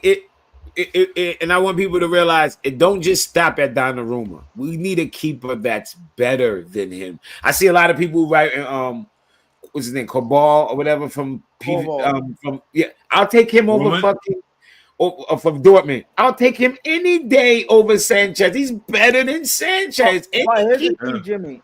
Hey, can I hear me? Jimmy. But here's the thing,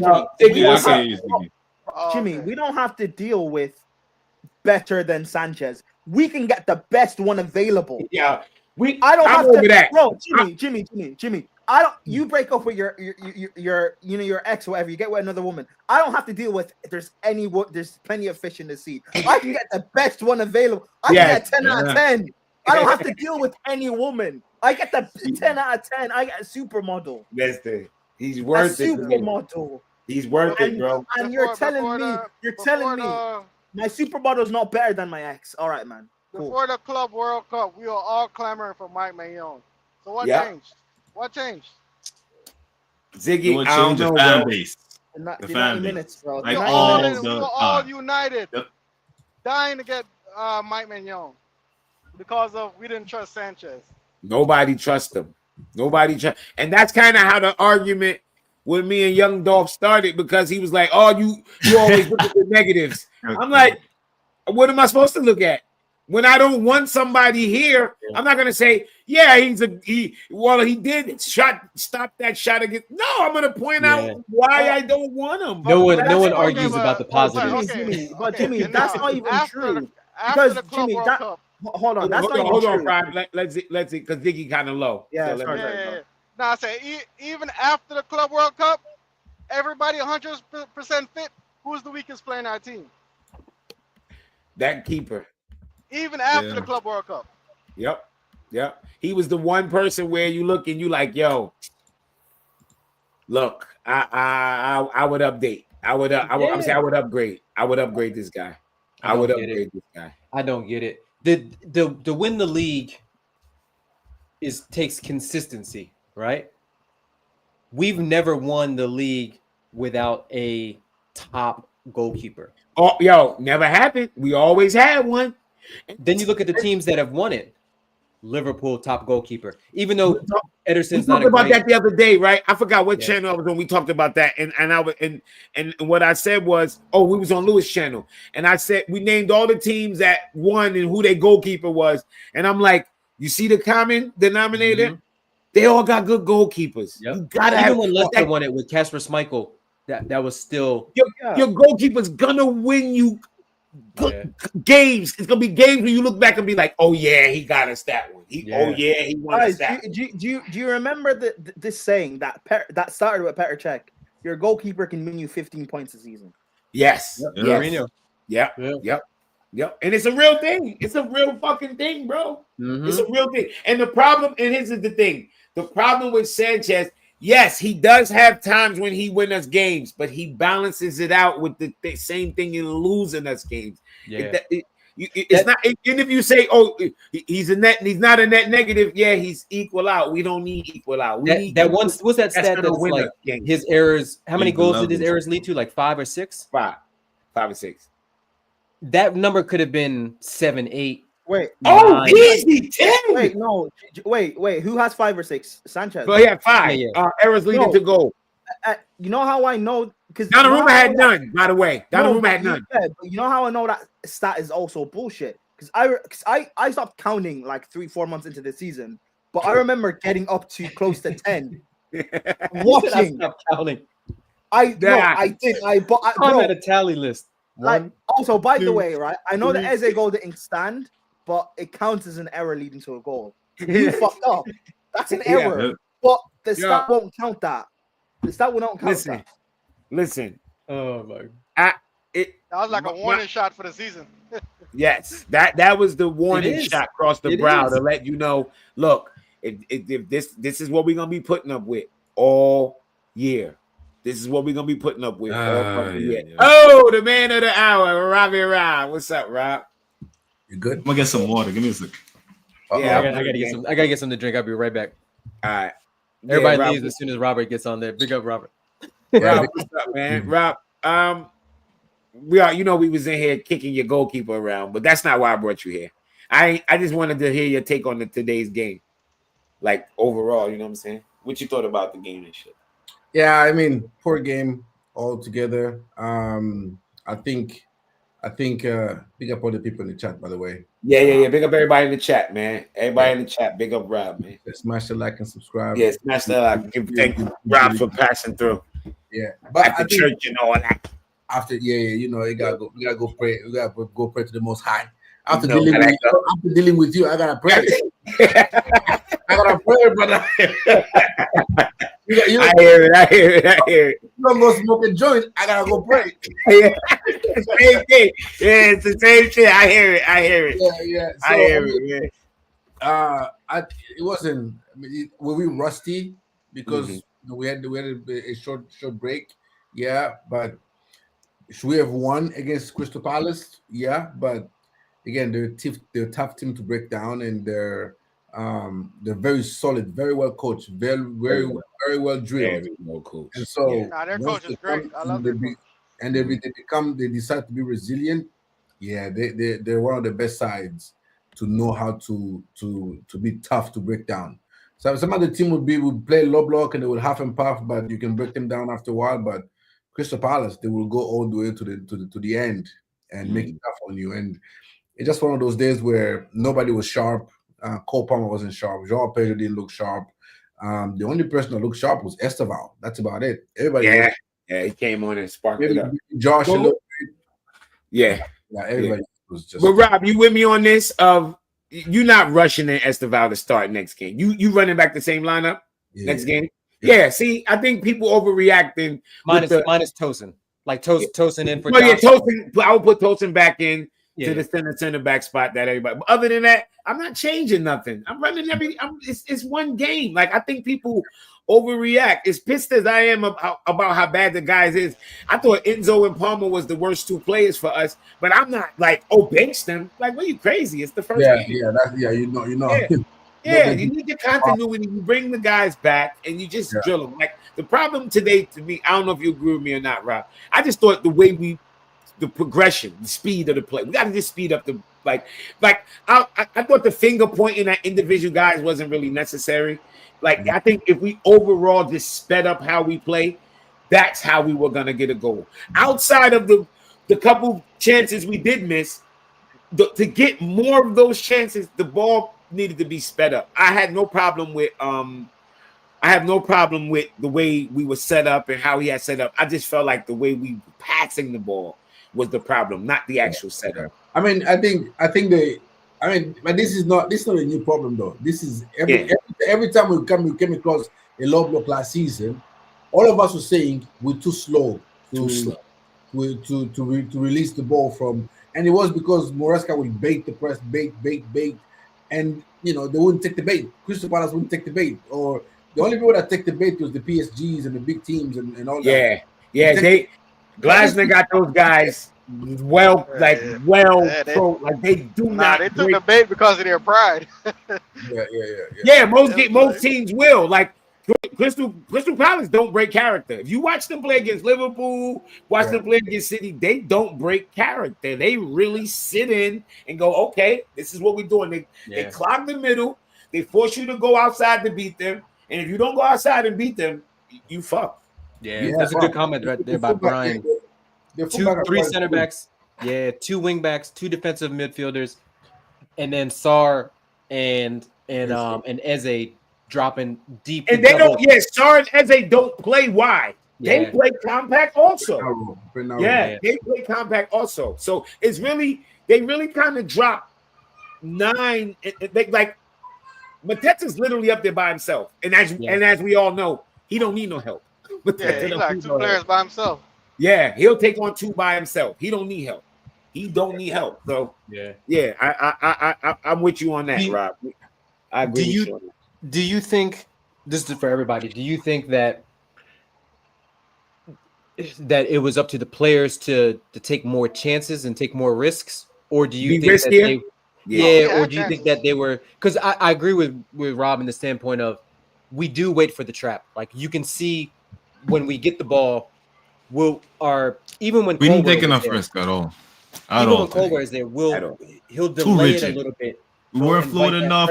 Not enough rotation. Yeah, it just looked stale out there today. I was talking about it today. It was looking too stale. I felt like we looked a little bit like Arsenal today. Like I didn't like it at all. We played too stiff. I feel like Maresca has to give the players a little bit more freedom to take a little bit more risk because they're ballers. We got them because they're ballers. Now let them ball, man. Let them ball. But Let this is how I expected us to play. This is how I expected us to play in the 2 preseason games. Instead of today. Yeah, and Phineas. I agree with Phineas. The reason why Esteval looked better than everybody else, it's not that he was much better. He's the better player than everybody else. He's the one that actually didn't seem like he cared if he lost the ball. Like my problem with Gittins is that Gittins is this. It just seemed like Gittins was trying to be too perfect. Go make mistakes. Go. Lose the ball a couple times. Run off the field 1 time or 2. Don't gotta be perfect. Go. That's that Man City Academy. You don't have no left-wing competition. Yeah, now it's time to make mistakes. Easy to say if you don't have a certain link to come behind you, right? Because you say make mistakes. There's only a Chelsea football player. There's only a certain amount of mistakes we tolerate, When I say make mistakes, I'm talking about make mistakes doing something. Meaning, Maresca doesn't mind his wingers taking on their guys. Yeah. Like too many times I saw him and Neto once again going back to the hesitation. Don't hesitate. Just go. Just go. And you don't have to go. Oh, the one thing. Yeah, you don't have to go every time. Sometimes go. Next time, when go it's 1v1, and then pull back. When it's 1v1, go. You have to go. Oh, yes. When it's you and just to go, you gotta go. You gotta go and attack. Go. Because if you lose the ball 1v1, it's not much damage they can do. You got the numbers to protect you. If you watch Gittins, this is what Crystal Palace did was exactly one of his weaknesses. Is that when a double team comes, he usually does not know how to deal with it, or he hasn't learned yet, or he hasn't found out yet how to deal, or how to beat, or how to manipulate them. Like you see him coming, and you go, okay, before you arrive here, before the second one comes here, I'm gonna go this way, or I'm gonna try and beat this first one, and so that the second one overreacts. It just goes and just like, well, the double team comes and just, oh, well, I guess I ain't got nowhere else to go. Either runs off the page, or you have to come back and all that stuff. And so that's something he has to learn, how to read the double team coming. Yeah. He's young. You know how it is, Jimmy. You watch basketball. Like, like LeBron James will see a double team coming. Anticipate the double team. Like you anticipate it coming. Like if your double team is coming, that means one man is left short. Yeah. Right? And so you need to exploit that. And I think it's not that I don't think he not did it. I mean, I saw him, what was it, Leverkusen or whatever. I saw him do it a couple times. But the thing is, against a team like today, when our wingers are getting double, and I say it earlier, I know people that was here earlier heard me say this. When the wingers are getting double, the first man they pass it back to, he's gonna be the guy to decide if we break that low block. Because he can do one or two things. He can make a quick pass, make a run, and get it back while attacking, or he himself can take that ball and drive. But what we do is they get it, they recycle it, they look around, and then pass it back to the center back. So now the guy that came in double team, he now gets to get back into position. There's no threat into his open space. And that's where we're lacking.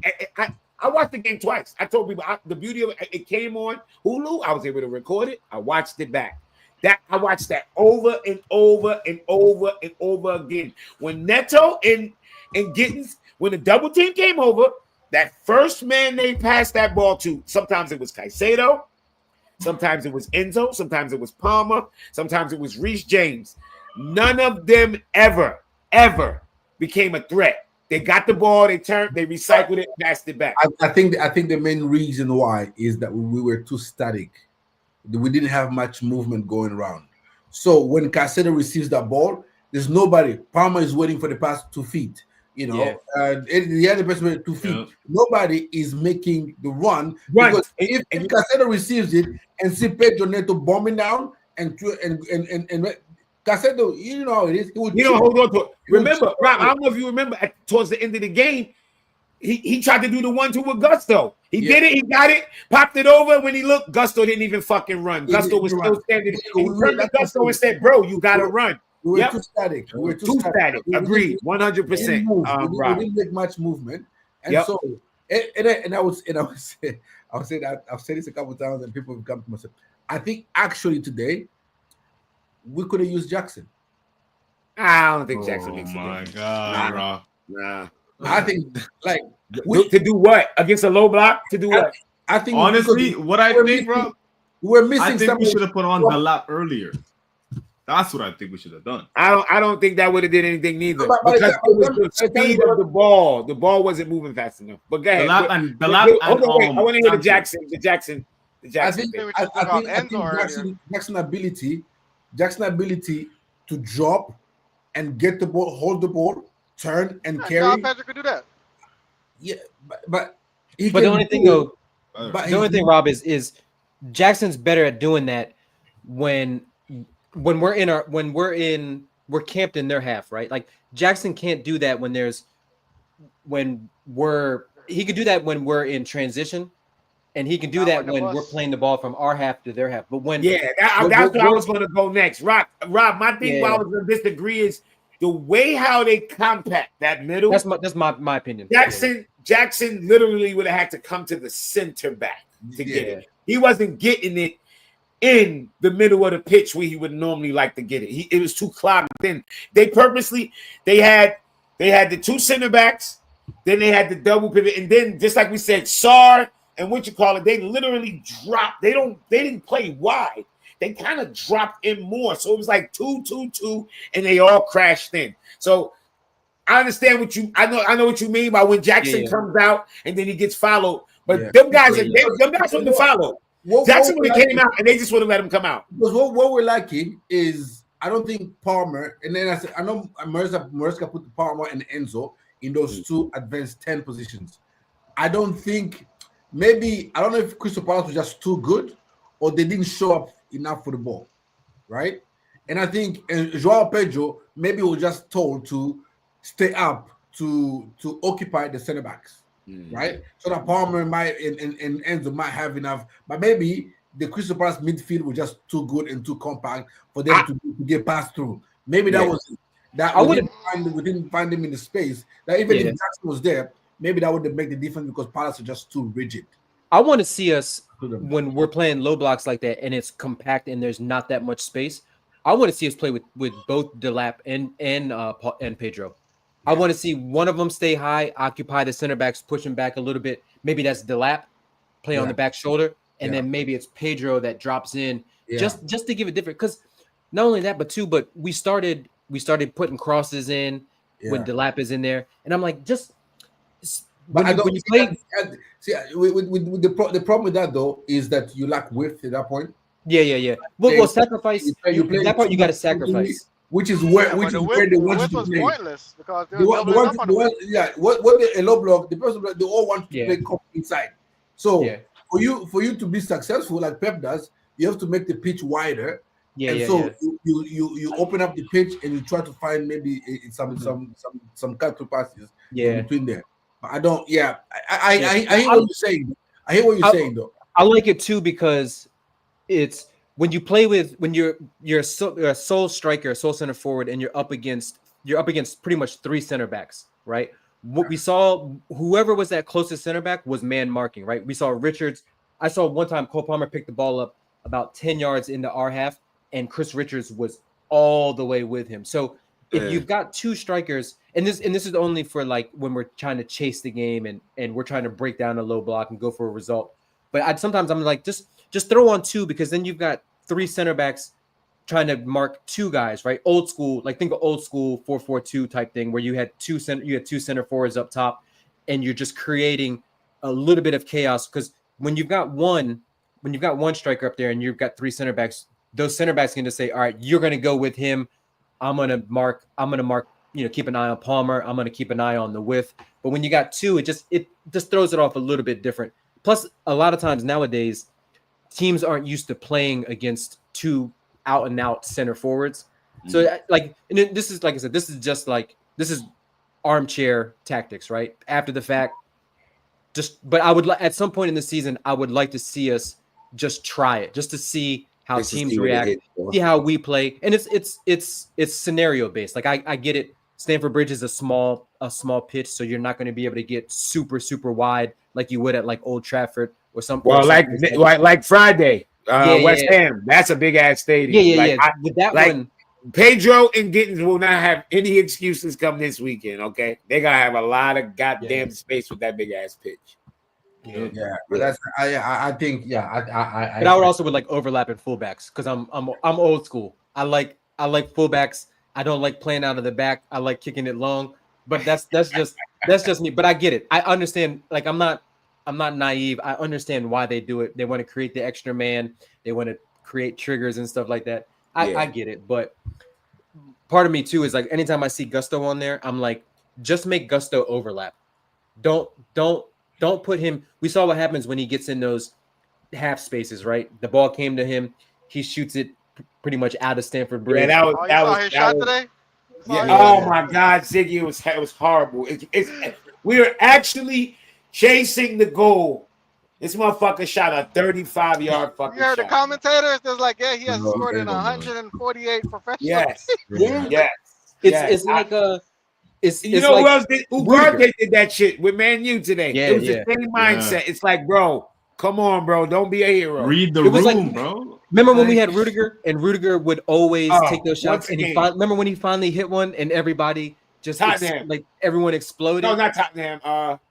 Brentford. I would think that's what Yeah, we needed today. yeah, a little bit more Brentford. long shots, but not from Gusto, but like Not Gusto. if James Yeah, could have not took a couple long shots today, or Yeah. Palmer That's what I was just saying. Zato got a good moving long around. shot. Balls. Yeah. Yeah. Yeah, like if that falls to Reese and Reese is having that hit, Yeah. even though I'm okay with it because I know his quality. Yeah. With him, I'm just like, bro, know what you're good at, know what you're not good at. At that point, just drive with it. You got the space, drive with it because he's good with his feet. Like he's a really like for a footballer, for a right back, he has got really. Yeah, good. he's talented. He's a talented guy. His problem is his IQ. Gusto's problem is his IQ, his decision making. Yeah. He's very good technically. Yeah. And part of it's he's he's very young. good technical player. He's young. He's a very good defender. He's a very good defender. No, but I think good defender. the decision making comes when you invert him in midfield. But when he overlaps, he actually picks up the right. Yeah. You when you overlap, you cut the decisions out, right? Because you're crossing it, and it's just a matter of is the cross going to be in the air or you're gonna hit it on the ground, and then you just put it in the area and things like that. Yeah. Like I'm not blaming Gusto. Like that was just one opportunity. If he hits that shot, if anybody hits that shot, it doesn't matter. I think the Trev miss was absolutely diabolical. What'd you say? Like, Rob, you know what? I don't know how the fuck I left that out. Rob, I'm glad you mentioned that. I don't know how we let him get away with that. Rob, it was criminal. It was when they showed the replay from behind the goal when he first missed it. I was like, he had a little defender in front of him. He went in crap for a corner. I'm like, there's definitely a deflection. No, it didn't. He missed everything, and he put it in Rosette. He had the goalkeeper didn't even move. No. He had the whole right side of the goal, bro. He actually could have scuffed it with a win in. Yeah, if he just would have kept it low. We all thought it was a handball because the way everybody reacted, It we were touched like nothing. He blasted. I remember it because and everybody on the stream, we all went like this. The one in the corner, I thought he hit Gehi and it went up. That's what I did too. Yeah, it's the corner. And I was like, oh, this ref is it's almost harder to miss. Yes, it's almost harder to miss like that than it is to actually. And I think in the end, a couple of people just wanted to be heroes. I think Esteval could have passed it to Neto, and maybe Santos could have should have taken a touch and maybe laid off to Palmer, or even have taken a touch and have a bit of a shot. I say take a touch. I'm not. If Santos was thinking pass right there, get him off my pitch. I don't want him on my pitch. You get right there. You think shoot the ball. Shoot the ball. Yeah. But he wanted to be a hero too quick and he too quickly. But I get it. Like he's not the only player that would have did that. Like I mean, we had chances to win the game. Just get one goal. But I just from like the corner where the corner that almost went in, that got cleared off the line. Get off the line. That was a good shot. The Esteval shot that went up. And remember Rob. Remember, a lot of these shots are not considered on target shots, but or high XG. The reason why they wasn't on target shots is because you fucking shot it so bad, not because it wasn't a good shot. You know what I mean? Esteval one, Trev one, and Santos one. Those were three good chances that will not be considered on target, but they should have been. All three of those should have been. Yeah, totally agree. Yeah, we should have scored at this one. We should have scored. At least. We should have had at least one goal. Got with a 1-0 win, but I mean, it is what it is. It's just one of those freedom. Again, as Copa myself on Instagram, it's a marathon and a sprint, and so it's again like they say. I don't know if it was Mourinho or Alex Ferguson. They used to say this. If you can't win it, brother, just take a point. Just don't lose it. Rob. That's always Rob. Let me tell you something. I think that's so lost in football. I think fans we get a little bit too caught up in what a draw means. Like, yo, bro, don't lose your mind. If you don't win, the main thing is not to fucking. You know, we've seen that a lot last year. I think it's the analytics, it's the analytics that came. Oh, it's better for you, which technically it is, to draw 2 games, or it's better to win 1 game and lose 2 out of 3 than draw 2 and lose 1. Because obviously at the end of the day, you have 3 points and then you have 2 points over here. But it's better for you to lose those 2 and win 1 than you draw 2 and only win and only you do to draw 3 games. It's just the same amount of points. I think that's the analytics is getting into people's mind too much. Not chase the win, chase the win. Yeah. Sometimes you just got to take the loss down the line, and you lose the value of a draw. Yep, a lot. And people like the same fucking gold invincible trophy that Arsenal brag about. They have about 15 of them motherfuckers. Draws win you the league when at times it just does. They had like 80 points that year. Yeah, the only time you really rate a draw is when you get a last minute goal and it saves you. But hey, it's the same shit. A draw is a draw. It's a fucking point. You know what I'm saying? Like, I'm not too stressed about this week. I'm just pissed off that. See, I don't like this when the league ends up like this, because the other big team are not gonna face this Crystal Palace. Yeah, because they're gonna get all the goddamn players gonna be gone. Where you gonna face the Crystal Palace with Kamada in it or some dude that we don't know? Very true.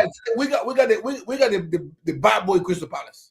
Yeah. We got full strength Crystal Palace. Very true. Very true. Crystal Palace. And that's my grab. Like, if we're gonna play Crystal Palace 3 weeks from now, we definitely win the game. Yeah, I was shocked when I saw Eze was in the lineup. Yeah. But we're gonna break it down here. I honestly planned to do an hour show, hour 15 maybe, and look how long this shit goes. But this, like I was telling my people, this is kind of be how my schedule gonna be. I'm gonna do the watch along. After the watch along, we do a little review. I'm gonna log off, decompress. I'll probably do never a foul, something like that. And then later on at the end of the night, I'll try to get a panel together once everybody's calmed down, everybody head level. You know what I'm saying? It won't be no bunch of shouting and all that. That's gonna be after the game. If you want that Jimmy Spliff, that's after the game. When we reach to this point, it's gonna be more level-headed conversation, trying to get everybody's view on things. Because we should all know this. We all don't see the game the same. That's why I like to bring in people and ask people what they see and how they see it, because they might help me see it different. That's why I was begging to get Rob in here, because I know me and Rob don't always see the game the same. Yeah, you'll bash my goalkeeper without me being here. I didn't appreciate that. Oh yeah, because we already cooked them. I ain't want to rehash it. But we got this whole week. It's all good. We got a couple more shows this week. We got a couple more shows this week. I'll bring you on and to rehash that up. We'll cook them later. Rob, you know, anytime Sanchez fucks up, he gonna be on your phone just like this. Rob, can you join this panel? Yeah. I bet you when Sanchez wins us a game, he won't do that. No, whenever Sanchez play, you know what we say over here on Jimmy Swift TV? My Lord, this is treason. And my Lord, I want them to be locked up without no option for bail. That's what we do. Well, everybody, thanks my panel. Much love. Jordan, KG, love. Rob, you already know, man. Much love. Big up everybody. I'm sending y'all over to Sarcasm TV. Just go over there and just say Ugarte. That's all I need y'all to type. Ugarte. Yeah, that's my man. Flawless. Hold on, wait. We reached 100 likes. I needed one more like for 100. We got there? Anybody mods? We got there? Yeah. We there? All right, cool. Thanks for the love, everybody. When y'all reach over to Sarcasm City, type Ugarte. That's it. Jimmy Spliff Ray Ugarte. Everybody on the panel, big up, man. Thanks, y'all, man. Big up. Yeah. Love. Christian, it's time to go!